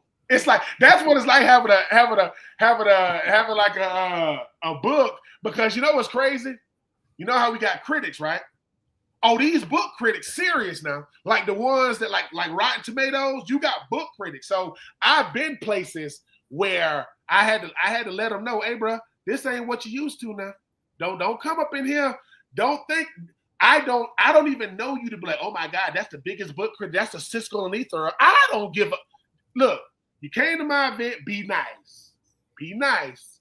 Because you will have the critics come out and say, well, Ben, you think you're gonna write this or write that. I said, listen, man, just keep reading, keep buying. Don't worry about what I'm gonna do. Don't watch me watch TV, man. I am here because I represent Swainsboro, Georgia, a town of about 6,500 people, and most of those people will never leave those city limits. So I'm always thinking about them. My parents still live right down the street from my nonprofit that I have, and where I'm from, we eat red clay. Where I'm from, we ain't got no rivers. We got ponds. We got ditches. We don't got no lakes. I'm just saying, most people where I'm from ain't never been on a plane before. They ain't never been to the ocean before. They ain't never, and they never will. But some of the best people you ever gonna meet, man. I mean, where I'm from, it's so small that when you go to the prom, this is no lie. You go to the prom, you put on your suit, take a picture, go to Shorty's house, pick her up, take pictures, come back to your house, take pictures with her. You get to go to the gym, and do you know a lot of the city get to come to the gym and see you and your date? They'll announce you and your date, and people just go home. So, hey man, I represent those people. So if people think of being, you want to be a New York Times bestseller, I don't want to be a Philadelphia bestseller. I just want to be able to put my book out. Whatever it does, it does. If it sells a bunch, it's cool. I say, but And my kids, speaking of which, did y'all see Jalen Hurts' children's book was number 2 on New York Times bestsellers list last week? Really? I love to hear it, bro. Jalen, keep doing your thing, Jalen, man. Jalen is that's another thing too, Marvin. I got a children's book. That's another reason why I mentioned it, because that's another can of worms now. But your kids are younger. They like 13, 14, 10 and 13. So think about, my dad got a children's book, and now I got to talk about that. It's dope, man. I mean, you reading your children's book to a bunch of kindergartners, and they going, listen, and you know what the kindergartners say? Do we get a book? That's all they care about. Wait a minute. Do we get one? And you go, yeah. They go, yeah. You know how to do, yeah. And think about this. You take a picture with a bunch of 5-year-olds holding your book up like this, saying, "Cheese, man." I ran out of those. Them things, they're gone. Them children's books. All right. We got like 9 more topics I still want to get to. I want to see if we can bust through. Thank you for sharing, Ben. Yeah, that was good, man. I appreciate that. I'm looking forward to the book, Marvin. I'm just letting you know I'm looking forward to it. So we'll start off with what was the headline for this week's show. And it's been a nutty offseason with trades and re-signings, and some people staying in their cities and taking less money, and then we have guys that are just going out and getting bags. Well, let's talk about the man himself, Jaxon Smith-Njigba, right? He just signed a 4-year, $168.5 million contract with about $120 million in bonuses. It is now the highest paid wide receiver in NFL history. Start off with Marvin on this one. Do you think it's smart getting ahead of this? I mean, obviously it is a record-breaking deal, but he was last year's offensive player of the year. Absolutely deserved it. Super Bowl champion, all that stuff. Did Seattle get in front of it? Did they overpay? How are you feeling on this contract section with Seattle? I don't think you overpay when you get what you want. When you get what you need, when you get something that has the impact that this player has had. Listen, I think they just added like $20 million to the salary cap. That number, those numbers just continue to go up. It's market value. You know what I mean? He got paid what they thought he was worth. This was a mutual agreement. They said, "Hey, here's the number." He said, "Okay," and it was all good.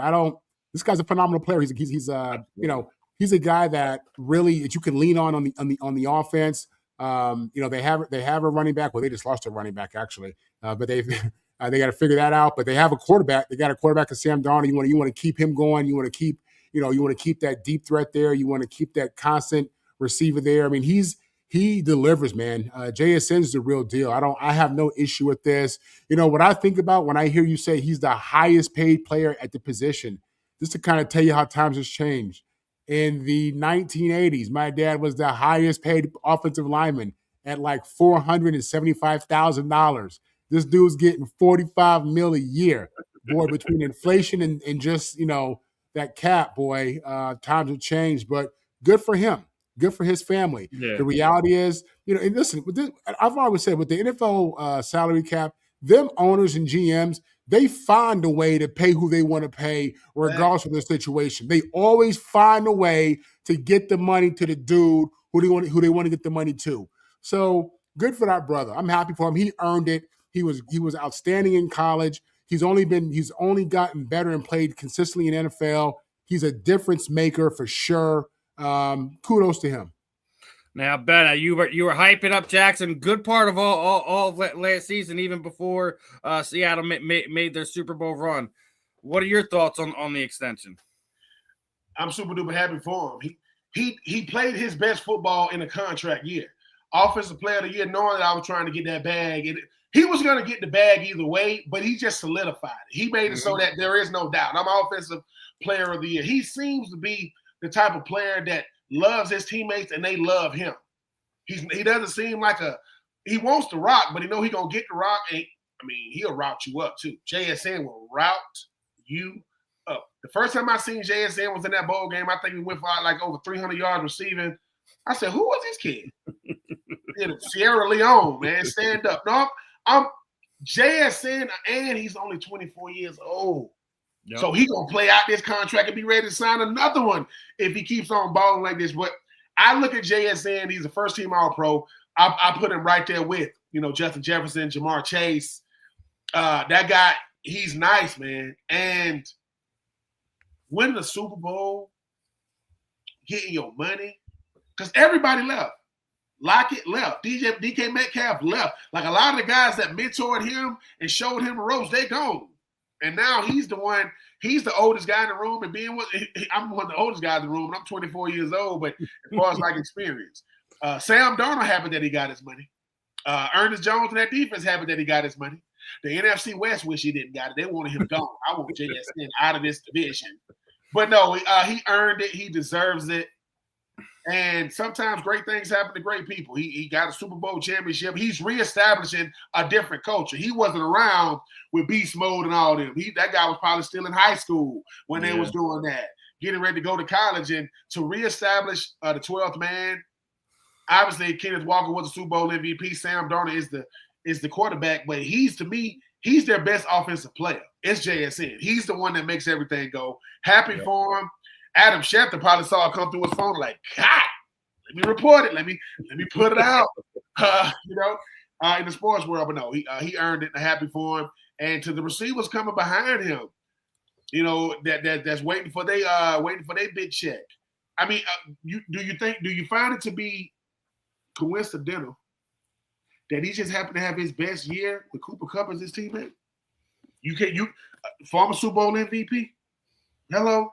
Hey, just saying. I don't think that's a coincidence. I'm just saying. So, but congratulations to him. Now we're going from one of the younger guys to one of the older guys, as Kelsey has re-upped. Basically a 3-year deal. I know a lot of people think this is going to be his last season. So the way it's structured that way that those last 2 years could be dead years, so to speak. But no more retirement rumors now there in Kansas City with Travis re-up. And Ben, your thoughts? To watch the player Travis Kelce has become coming out of Cincinnati. Remember when he got drafted? He's one of the greatest. So I'm considering him the greatest. When you look at his resume and his body of work and what he's doing, Patrick Mahomes told Travis, man, we can't end like this. Listen, I know you're getting ready to get married and planning this probably $50 million wedding in a remote location, in Australia or something. Dude, give me one more year. Give me one more year. That way we can go out the way we want to go out. Travis Kelce can do a masterclass in route running. He be routing these safeties and linebackers up. I'm happy that they read up. When I think about Kansas City, I think about 3 people. I think about Andy Reid. I think about Patrick Mahomes. I think about Travis Kelce. And that's taking nothing away from Tony Gonzalez. I never thought that a tight end, not necessarily numbers, but can supersede what Tony Gonzalez has done. Now, you're not going to get as many catches and yards now. Tony Gonzalez, I think, is 3rd all time in catches behind Larry Fitzgerald and obviously Jerry Rice. But no, I'm happy for Travis Kelce. Travis Kelce has gotten more fame in the last 2 years than he ever had. It had nothing to do with football. You know how many young girls play? Do you know that Taylor Swift fiance plays football? Yeah, I understand it was Travis. But no, congratulations to Trav. Be on the lookout for Kansas City now. Because, yes, I know that Justin Fields is there. We don't know how many games you're going to have to be in insurance till Patrick Mahomes comes back. But Kelce knows. Travis Kelce is just like Gronk and Tom Brady. We're going to be tied to the hip. As long as you're doing it, I'm doing it. You coming back, let's rock. Let's. The only thing is, man, Travis, I think, is going to be like 36, 37. Your body don't respond the same the closer you get to 40s. But hopefully he's drinking his milk, active or whatever. But yeah, happy for Trav, and I do think it's going to be a 1 year. The 3 years, 50-something million. I think 2026 might be it because he said that Taylor told him to come back. I don't know how you tell her no, but no, man, I'm happy for him, man. I got the Travis Kelce, man. He's with him, George Kittle, and Greg Olsen do with tight end U in Nashville. Man, I'm so happy about that, man. I wish it was around when I played, man, because I wouldn't have had to travel far. What about you, Marvin? Your thoughts on Travis Kelce's new contract? Travis ain't silly. Travis trying to collect these rings. He's a businessman thinking about, after football, and what he realizes is the same thing Tom Brady realizes. You know what I mean? I'm going to keep doing this for as long as I can win these rings, because winning these rings is going to keep that cash coming in later on, going to keep me relevant in every conversation. At the end of the day, the rings is what separates you and puts you in different categories, different conversations, makes you more interesting. People want to hear your perspective, So he's with, one of the greatest quarterbacks of all time, who may not even be hitting his prime yet, when you consider Tom Brady played over 20 years. And that's scary to think that Pat Mahomes might not even be playing his best football yet. So, yeah, he's smart, man. As long as his body can do it, he doesn't feel any crazy head or neck injuries, no spine injuries. His girl's with it. His team wants him back. Yeah, man, good for. That's a win for everybody in KC. The fans is happy. He's happy. Pat Mahomes is happy. His teammates is happy. I like how Travis carries himself. I ain't gonna lie. I'm a fan of Travis. I like how he goes about his business. I like his perspective. He's cool. He seems like he's a good dude. Oh, yeah, man. You know what I'm saying? And I'm with it. I think it was good. Yeah, I think we're on agreement. Another year, Travis Kelce in the NFL isn't bad. I know everyone gets mad because all the Swifties get involved, and we're always going to Taylor's. They jealous, Steve. They jealous. They jealous. In the world right now, of course they're going to put the camera on her. I mean, Steve, listen. If you're dating Travis, if you're dating, obviously, Taylor Swift, and then at a certain point, you're gonna be like, you're gonna get used to telling paparazzi, what are you guys doing here? Can we have lunch? Can we have some dinner, please? But it's what Mom said. Look, if your lady nice, she nice. Last time I checked, I could be wrong. You want to know how? I said, look, the car I drive, that's cool. You want to know how I think? Yeah, look at my lady. Forget me. It don't matter how. No, don't look at me. Don't look at me. Because I have to deal with that nonsense when me and my wife be or Marvin, maybe you get this. People see your kids. You got beautiful children. And those are your children. No, I just go everywhere with them. I was like, yeah. And they looking at you. I said, look. I said, it's who you partner with, not that you partner. You partner with the right ones, man. Hey, man. Listen, when Bam and Asia, when they have that baby gonna be whoop. That baby gonna be 7'12". Because I'm just saying. So Travis Travis. I said, Travis know this. The greatest thing Travis ever did, he said, man, you think I can get Taylor? I don't know, man. Go talk to her. I'm just saying, Travis put a ring. Shot the biggest shot ever, man. I'm just saying. I said, Trav, man, listen. I know you got the Super Bowls and all that kind of stuff, but you winning. We Jason Verlander. We ain't mad at you. You know what I'm saying? It's all good. Now, on the receiver note, A.J. Brown's been all in the news. This past week, we were hearing he's got degenerative knee injuries after the Rams get involved. But yesterday, he gets reunited with his boy. They bring in one of his college roommates, and then the Philadelphia media does some nonsense. Oh, well, this means that he's gone now, right? You bring in Elijah Moore, you bring in Hollywood Brown. A.J. Brown's gone now, right, man? They need to stop with this. They just brought in the dude's best friend. Him and Jalen are probably, two of the more polarizing guys at their position, but they've been always been friends.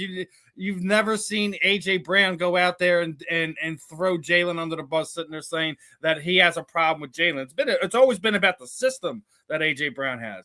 But they are collecting a decent wide receiver core there with the new scheme and all. What are your guys' thoughts on this? Does this make you feel like AJ trade is inevitable to happen, or is this more a common of the waters type of situation? Let's start off with Marvin. I feel like the Philadelphia Brass, they've been asked the questions about AJ, and I've heard between Howie Roseman and the head coach, I feel like I've heard them kind of non-committal, and I've heard them, also say the right things. You know what I'm saying? I'll tell you like this: what pisses me off about AJ Brown, he does these commercials. Fine, make your money, that's cool. He's kind of smug in these interviews. And he allows there to be this idea that maybe he's not happy, maybe he has an issue with the quarterback, maybe he's like the offense. But then in his last game, when he's missing in action, dropping balls, he don't want to answer no questions. You know what I'm saying? He don't want to talk to the media. That's how I think about AJ Brown. Is he going to be traded? I think anybody's on the table. Howie Roseman's a genius. He's a genius. He knows what he's doing. AJ Brown might not be good for the culture of that organization. I don't know. AJ Brown may have some serious trade value. I don't know. At the end of the day, we're all commodities. I mean, during the season, it's a family and all that stuff. But in the off season, everything's on the table. Everybody's on the table. You know what I'm saying? And as you approach this draft, and he looks for opportunities to bring some players in there, it wouldn't shock me if they moved him. And I think they'd be fine without him. Because I think I think the GM has built a great roster. And this guy, to me, I'm going to call him inconsistent for what his last game was. You know what I mean? I mean, you needed him to be that dude in that last game. He dropping balls and don't want to talk about it. So I don't know if all this means he's out, but it wouldn't shock me. I wouldn't be surprised, and I wouldn't be upset. Ben. Yeah, here's the thing about AJ. AJ is one of the best in the league, bar none. But AJ gives a lot of mixed messages. And the thing is, once I commit to you, I got to deal with you. And here's the thing about AJ. No, on the field, you know what he is, as long as he's getting the rock. This is what I think Howie Roseman is doing. I don't think Howie Roseman is building this team to build around no guy. It's something that you said, Steve, you said, Devonta could be a number one. I said, oh, yeah. You hope, yeah, he could be a number one. And I think it was always grooming him to be a number one. Right? I don't know what's going to happen with A.J. Brown, but I would not be surprised if you guys did move him for this reason. Joe Montana got traded. Jerry Rice got traded. Nobody is above getting traded. Here's the thing about A.J., though. You know what A.J. is benefiting from? That freaking culture. You can say whatever you want, A.J. That culture, they love it. And they're going to a new offense. I'm looking at the type of receiver y'all getting. Hollywood Brown. I don't know, Christopher. We'll see. Because here's the thing, right? You always got to think about the future in the present. I always got to be thinking, N'Kobe Dean gone. Did anybody bat an eye? No, because you got Howie. Howie's getting on my nerves. That's what getting on my nerves. Because you got Hollywood Brown, you talk about Elijah Moore, you talk about bringing back, Dallas Goedert who taking less. They're building this offense to not have to. As long as Jalen is there to distribute the football, and if the running game gets back to 2026 what it did in 2024, don't got to be 2,000 yards, they're telling AJ how I can make up your production with two guys. It might not be one guy. So I do think AJ should be careful because these podcasts, that stuff ain't good. When you down there in the raw room, you down over there with Gronk and them, I'm like, dude, I get a Max. I'll tell you this much: I don't think New England will ever meet the price. He can wish his way on a falling star. I don't think it's going to be New England. You know what? This is what's gonna happen. The Titans need to just say we messed this up. Because I'll never get over Mike Vrabel letting AJ. I don't think he let it. Like if I remember correctly, he was P.O. Well, here's what it was is war room. They wanted to give him 17. He wanted 20, and they told him, "Well, that's too high." Howie was like, Howie said, "They too high. That's what they told you." Man, you come on over here to death row. I mean, Philadelphia. We'll take care of you. And all I'm saying is, AJ isn't helping his cause because once the antics become too much, look, man, I can love you as a player, but guess what happened to C.J. Gardner-Johnson? And where did Blankenship go? Where did he go? Houston. So I think you guys got the type of culture in Philadelphia. The culture is worth salvaging. No one player is finna mess that up because that's what you building every year. And A.J. Brown is a really, really good receiver, man. Ain't nobody taking – no one's questioning his talent. I'm questioning his motives. I'm questioning, dude, Nick Sirianni needs calm waters. We don't need no choppy waters, dude. We got a bunch of alpha male. Let me say this about the alpha male thing in the NFL. Everybody in the NFL is alpha male. We just act differently. Everybody ain't demonstrative with their – you can't play football and be rap tight. How many times I got to say that? Nobody in the NFL is rap tight.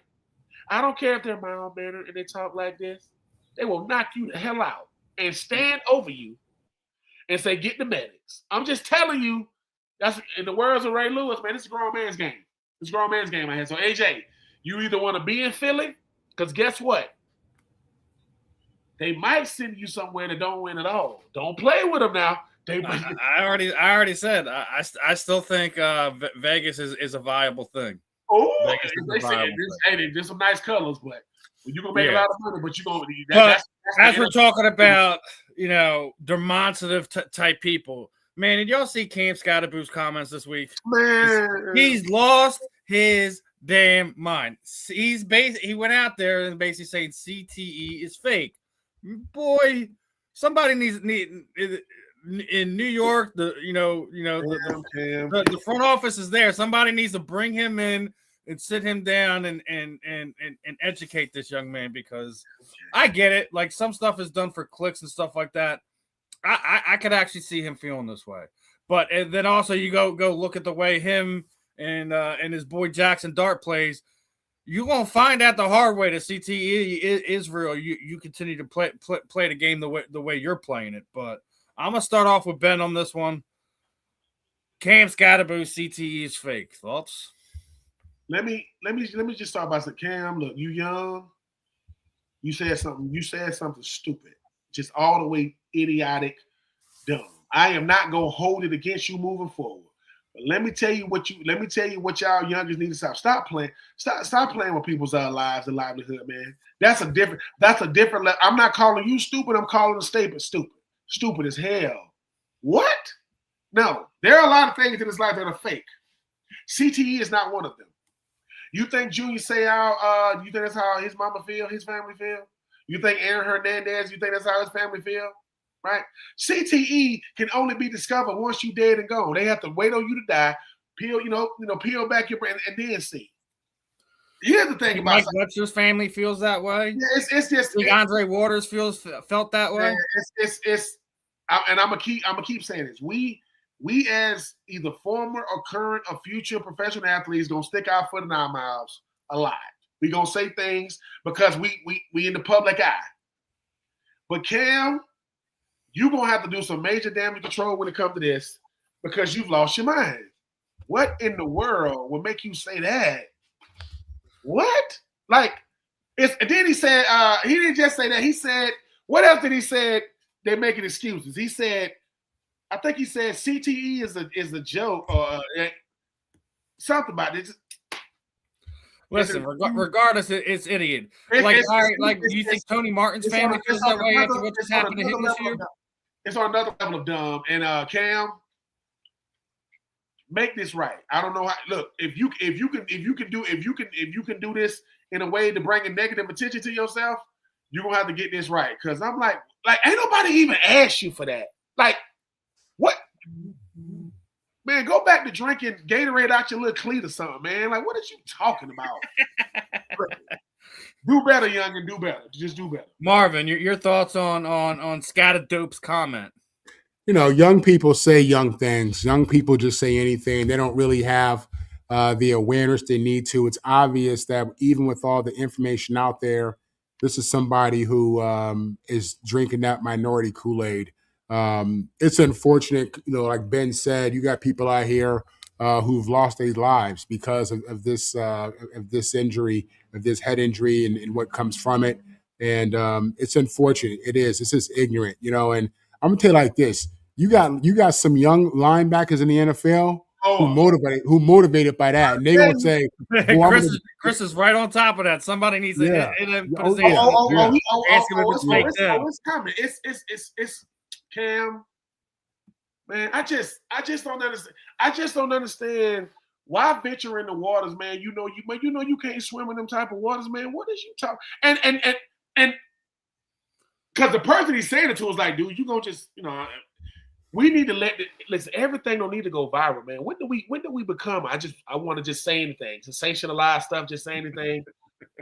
And Cam, look, and be careful, Cam, because I'm not condoning this, but people got hands for a reason, youngin. Be careful out here in these streets. What's crazy is the way he plays the game, which I love. I love the way he plays the game. Trust me. I mean, I don't wish this on nobody. Find out one way or another. My man, it's coming. You know what I'm saying? The way you play the game, Scatterboo, and I love how you play the game.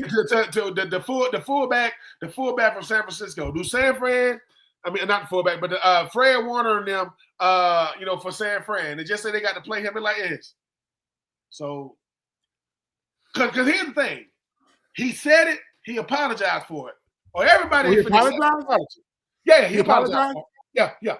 Oh. He apologized for it. Yeah, he did. Okay. But, you know how it is, though, Marv. Hey, man, I know you apologize, right? Yeah. Here you go. But that's how you feel. No one heard the apology. They just heard the comment. And here's the thing, right? It ain't week one. Wham! No, CT ain't real. Get up. They football players don't need a lot of motivation, man. But if you give me something, them linebackers gonna have Scatterboo on they right up there on their locker going. That's the one that said. It's like this. Well, you know how somebody taps somebody, said that's him right there. That's the one that said. That's him. Yeah. All right. I got you. But y'all heard what 4-4 said, right? Well, no, what'd he say? He said real. That? So somebody gonna make him a believer. I mean, look, it happens. No, say what you just said. No, say it how you said it. You said it right. No, man, no, just say it again. All right. Look, Cam, you're bringing it to yourself. And I'm going to tell you who else you're bringing it to. Your quarterback, Jackson Dart, they're going to be coming for him, too. It's going to be a group effort. And, but, hey. But young people do say young, dumb, idiotic, crazy, stupid things. You need to, man, come on, man. Do your research. You could have said anything but that. Come on, it's fine. Now, speaking of idiotic things, I want to real quick switch to baseball real fast. Obviously, we're here. It's opening day. Baseball is officially back as we get into today. But came across this little bit of information. In California is in the process of introducing a bill that is going to force the Angels to change their name. And, obviously in reality, the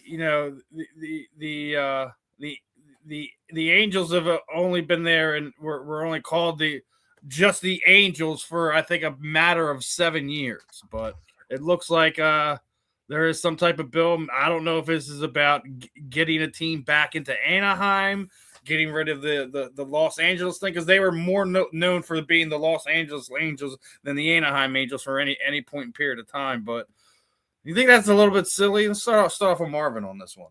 I'm not really into a whole lot of government impacting businesses, to be honest with you. I don't believe in a whole lot of hands-on from the government. I think it's silly. I think it's absolutely crazy that they'd mess with a billion-dollar organization. Let them. It's bad enough that they're in California having to deal, with all those issues. You see all the companies leaving California, right? Yeah. I just think it's dumb. I think that's not a business-minded person at all, and we need more business-minded people running this country, running these states. And furthermore, I don't care what the reason for is. Like, why are you messing with the Angels out of all the teams? This is too much. Offended by the name? Is that what's going on here? Like, I really don't know why it's being done. I just think it's freaking silly. This is a private company, private organization. I mean, it's silly. It's absolutely silly what they're doing. And I love California. Y'all know I'm a Trojan, born and raised, spent a lot of time in New York, but California means a lot to me. And, but this is dumb, man. Let them Angels be who they are. push their brand, make their money, give people a phenomenal baseball. Well, not phenomenal. Give people a professional baseball product. You know, you got to correct that. You know, I just read a story on Mike Trout and how his whole life was wasted in Anaheim. His whole career. It has been. Yeah. They but he got that bag. But he got that bag. So don't. He got that bag, and he chose. Oh, he can't feel too bad. Exactly. Yeah. But anyway, yeah. I'm not into regulations and hands-on government like that. Not in these type of situations. It's ridiculous. Ben, your thought? A bill being introduced to remove the Angels likeness from California. Just another reason to dislike baseball. Baseball. Why baseball won't just for what? Like, okay, change the name to what? For what? Hey man, we're gonna change it to what? Because are you getting me ready to hear a stupid name? Yep, it's finna be something dumb that don't make any sense. Why are we breaking things that ain't broke? Did you just break that? Yeah, it wasn't broke. Yeah, but you what? Y'all are the other team in LA. Y'all the Anaheim Angels. If this was the Dodgers, I get it. It's the Angels. Like, I would make even less sense if it was the Dodgers. It's like, we are, no, we talking about expansion teams. I get it. Not teams that's been a part of you want a 30 man. Just once again, why do baseball got to try to ruin like opening day with headlines? You messing me up with this now. California's doing this, not baseball. Let's be clear about this. If a bill's being passed, it's California doing this, not Major League Baseball. Gavin Newsom, man, come on, man, what you doing? Like, leave it. Like, come on, listen. You had the politician in Ohio trying to get flag planting ban because Ohio State can't be Michigan. I say, what is this? What we doing? Is this what we do? TSA workers ain't even getting paid, and we talk about, man. We gotta introduce this bill. I just imagine you in California. They're like, we gotta say this. We're about to introduce a bill to change the name of the Anaheim Angels to what? To the Anaheim Invisibles, because they invisible. You don't see them. You wouldn't do that much. They're the Caspers. They are the invisible team out there in LA. If you really think about all the professional teams out there, they probably have the least amount of eyes on this. And this is even a state that you have the Los Angeles Clippers playing in. So let's just keep that in the perspective. I've always loved the Angels. Even Angels in the outfield. Beautiful movie. Awesome kids baseball movie. I'll give them that. But other than that, you had Ohtani and Trout there. You wasted all that. You wasted Trout. Maybe this is a sign that they just need to go, regardless of what our personal feelings on it. But we're talking about opening day, right? Here's some of the opening day matchups. What is really? I already know Marvin out there. He can't wait for the Diamondbacks game, right?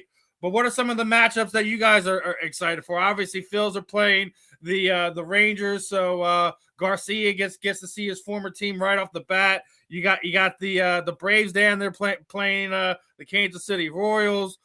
Who are you guys excited about? What are you excited about opening day? I'm going to start this one off with Ben. But I'm always excited to see my Braves opening day, only because the Braves have to keep it honest, man, because no matter what they do, they're going to freaking Dodgers, man. Like, God, it's like no matter what the Braves do, they're going to have to deal with them Dodgers, no matter what. And bigger than who I'm looking forward to seeing, baseball opening day is real similar to the NFL because it's this fake optimism, right? Oh, my God, this could be the year. If your team stunk in 2025, they're going to stink in 2026. I don't care. We got this play. Shohei Ohtani he's the greatest cheat code I've ever seen. This dude can hit like that and pitch like that. That's cheating. I mean, he's him. I'm saying I ain't never seen nobody like this. We haven't seen anybody. It's been seen before, but not in this era. Not on this level. I will say this. I know we not too many days removed from the World Baseball Classic, and obviously, USA came up short against Venezuela. We got Ronald Acuna Jr. For them Braves. I'm just looking forward to seeing the age-old myth. Steve, is it pitching or is it hitting? Because it used to be, man, you got these great pitchers. But these bats, I mean, are we here for the long ball? Steve, are you here for the pitching or are you here for the long ball? Let's be honest. Let's be honest. As much as we might be a baseball purists, we all here for the long ball. We all here for it. Let's be honest. What about you? What about you, Marvin? What are you excited about opening day? So listen, I do. So look here, I ain't gonna lie, y'all. I am football heavy. I do like basketball. I love basketball, LeBron. Baseball is definitely my third or fourth sport.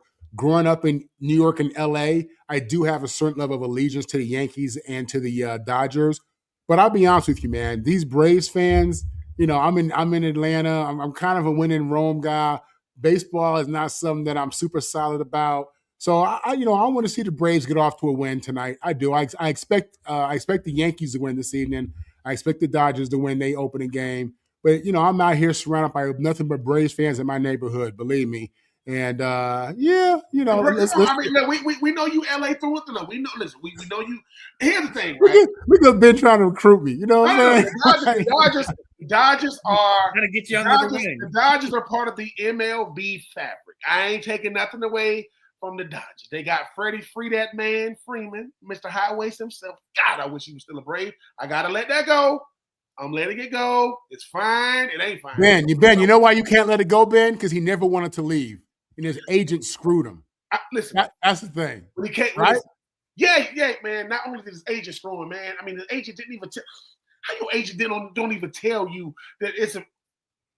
I gotta let it go. I mean, he is a. No, I'm with Ben there. Like, but still, how does that whole thing? How does your agent did he not tell you what you were signing? Like, what was going on? He didn't know that the Braves wanted him back. When all that happened, right? Everybody was going crazy telling Freddie Freak, "Oh, you a sellout. You always wanted to be a Dodger." Because we got Matt Olson. Olson was the first baseman of the Dodgers. He comes over to the break. So we just flopped, right? And people's like, who would you rather have? I'm like, obviously I would rather have Freddie Freeman. But when it finally came out that his agent never told him, we was like, wait. You didn't tell him? Because Alex Anthopoulos, the freaking president, people was like going, man, what people don't realize about Anthopoulos when he came, into the front office, man, he's walking by FBI agents. The Braves front office was whoop. It was crazy. But you know what? The Dodgers keep it honest. Like, I don't care who you are in the National League. If you can't beat the Dodgers, you're not winning it, right? Mm-hmm. You're not winning it. I mean, that team is just Mookie Betts, God, Freddie Freeman, Shohei Ohtani. How you going to beat them in the series? Anyway, I am looking forward to opening day. Ronald Acuna Jr., I'm going to need you to stay healthy. I'm looking forward to my Braves getting off to a good start. The Braves are the only reason why I can talk trash as far as professional sports in Georgia. Can't talk trash about the Hawks. Definitely can't. I mean, Atlanta United, that's soccer. May God bless them. And the Falcons, well, they tied for a three-way tie for 8-9, and still didn't make the playoffs. So the Braves are all I got. That's kind of all I got. I'll say it like this, Ben. You should be excited regardless, because I think it is a three-way race for the NL East this year. I don't think that that there's one team that's significantly above the other and is going to run away with that division. I believe it's going to be a good old fashioned down to the last week slugfest between me, your Braves. Oh no! I know what it is. Oh, you just made me remember. No, you know why I like opening day? Hey, Mets fans, I don't care how y'all start. I don't care. Y'all are going to Met. You're gonna do it.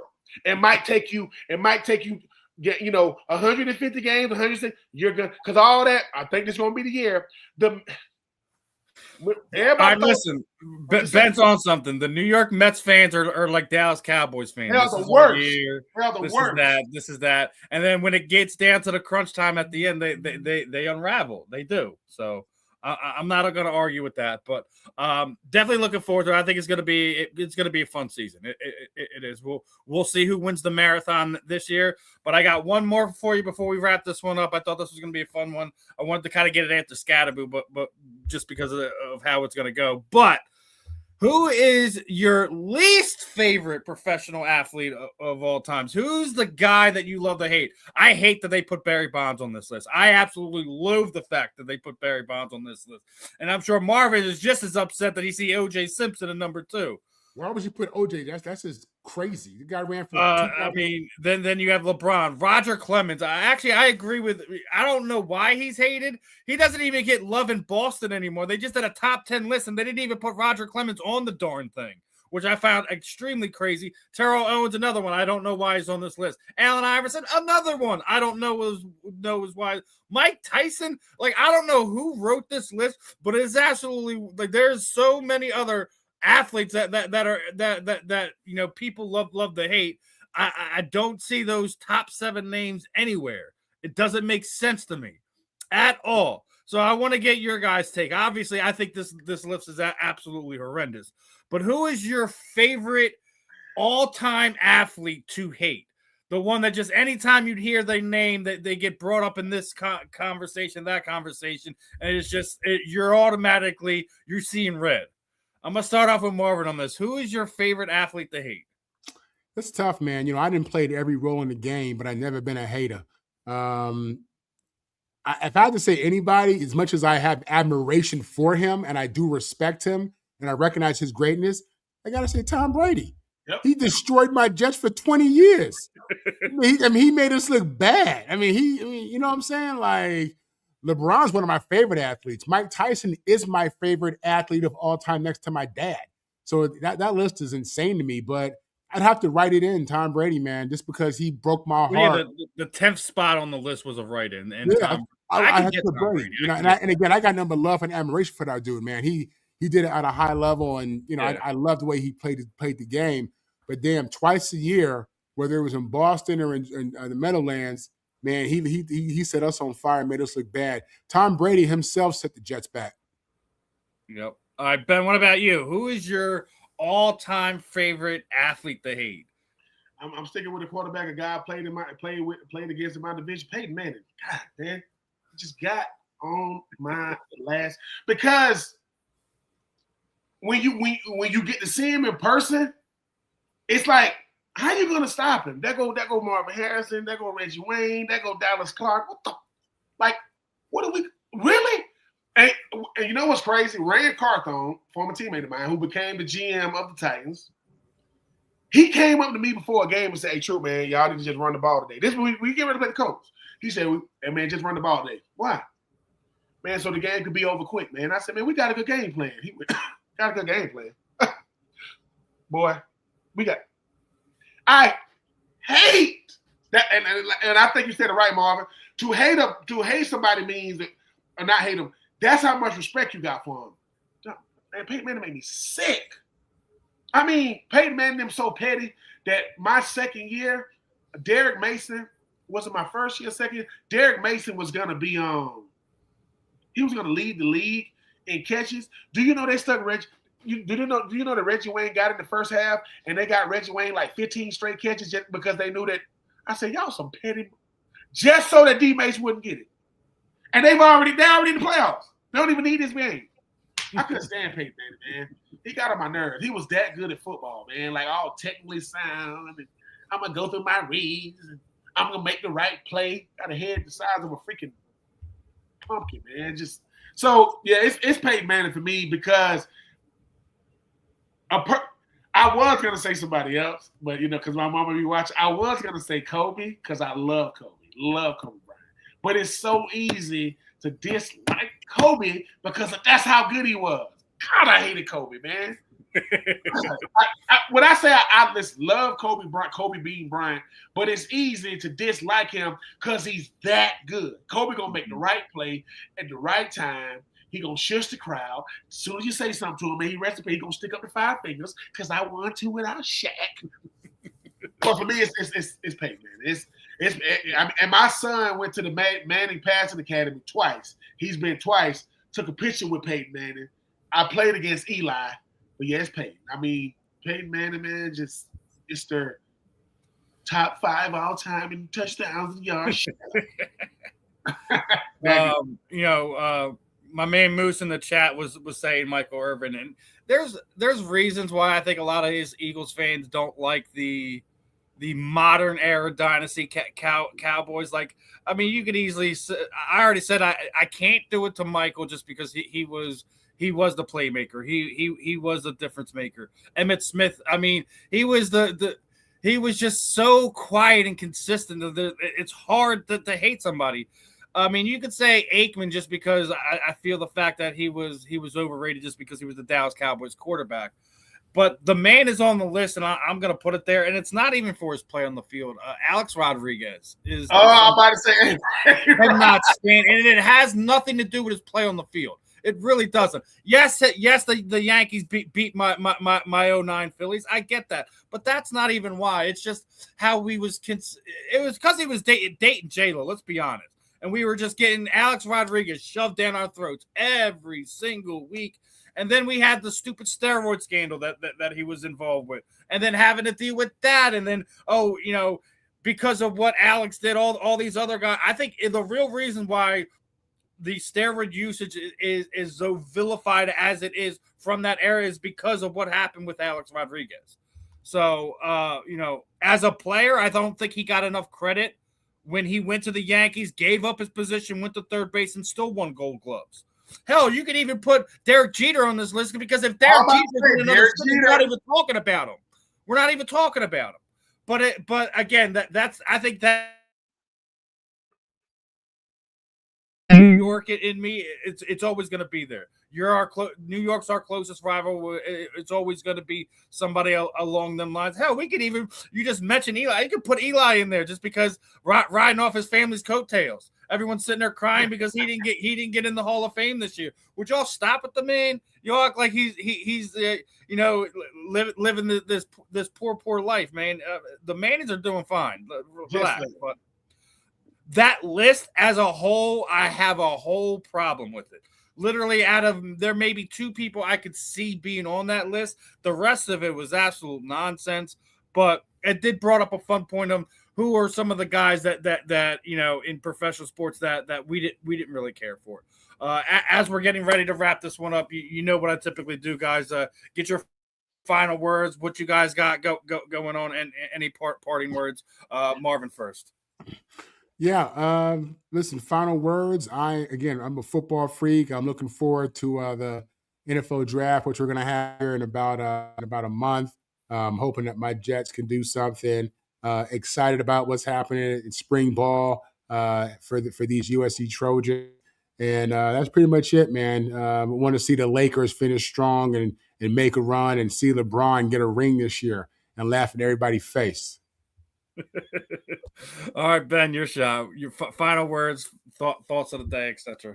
Always a pleasure being on with you, Marvin, Steve. I appreciate you, Steve, for letting me get to talk about my book a little bit, man. Just enjoying myself. To everybody out there that want to get into the podcast and content creation world, make sure you get a good solid set of people, man, to do it with. Ain't nobody just trying to hear you talk for an hour. You come on there with somebody, man, makes the conversation either. Like I always say, man, you come for the nuance, you come for the nonsense, you stay because it makes sense, man, and keep listening. Always appreciate your guys' time on these Wednesdays. Obviously, we all got to have a lot to say. There's always a lot to talk about in the sports world. I'm glad I get to sit here for a few hours and chop it up with you guys. Sometimes it always doesn't feel enough. Hell, the last few episodes we've gone over our little 2 hour stigma that we normally stay around. But again, it's always a pleasure talking to you guys, getting your opinions on what's going on in the sports world. But other than that, this was another episode of The Fan in the End. I'm Steve. That's Marvin. That's Ben. We will see you guys next week, my friends. Peace out. Have a good one. Peace out.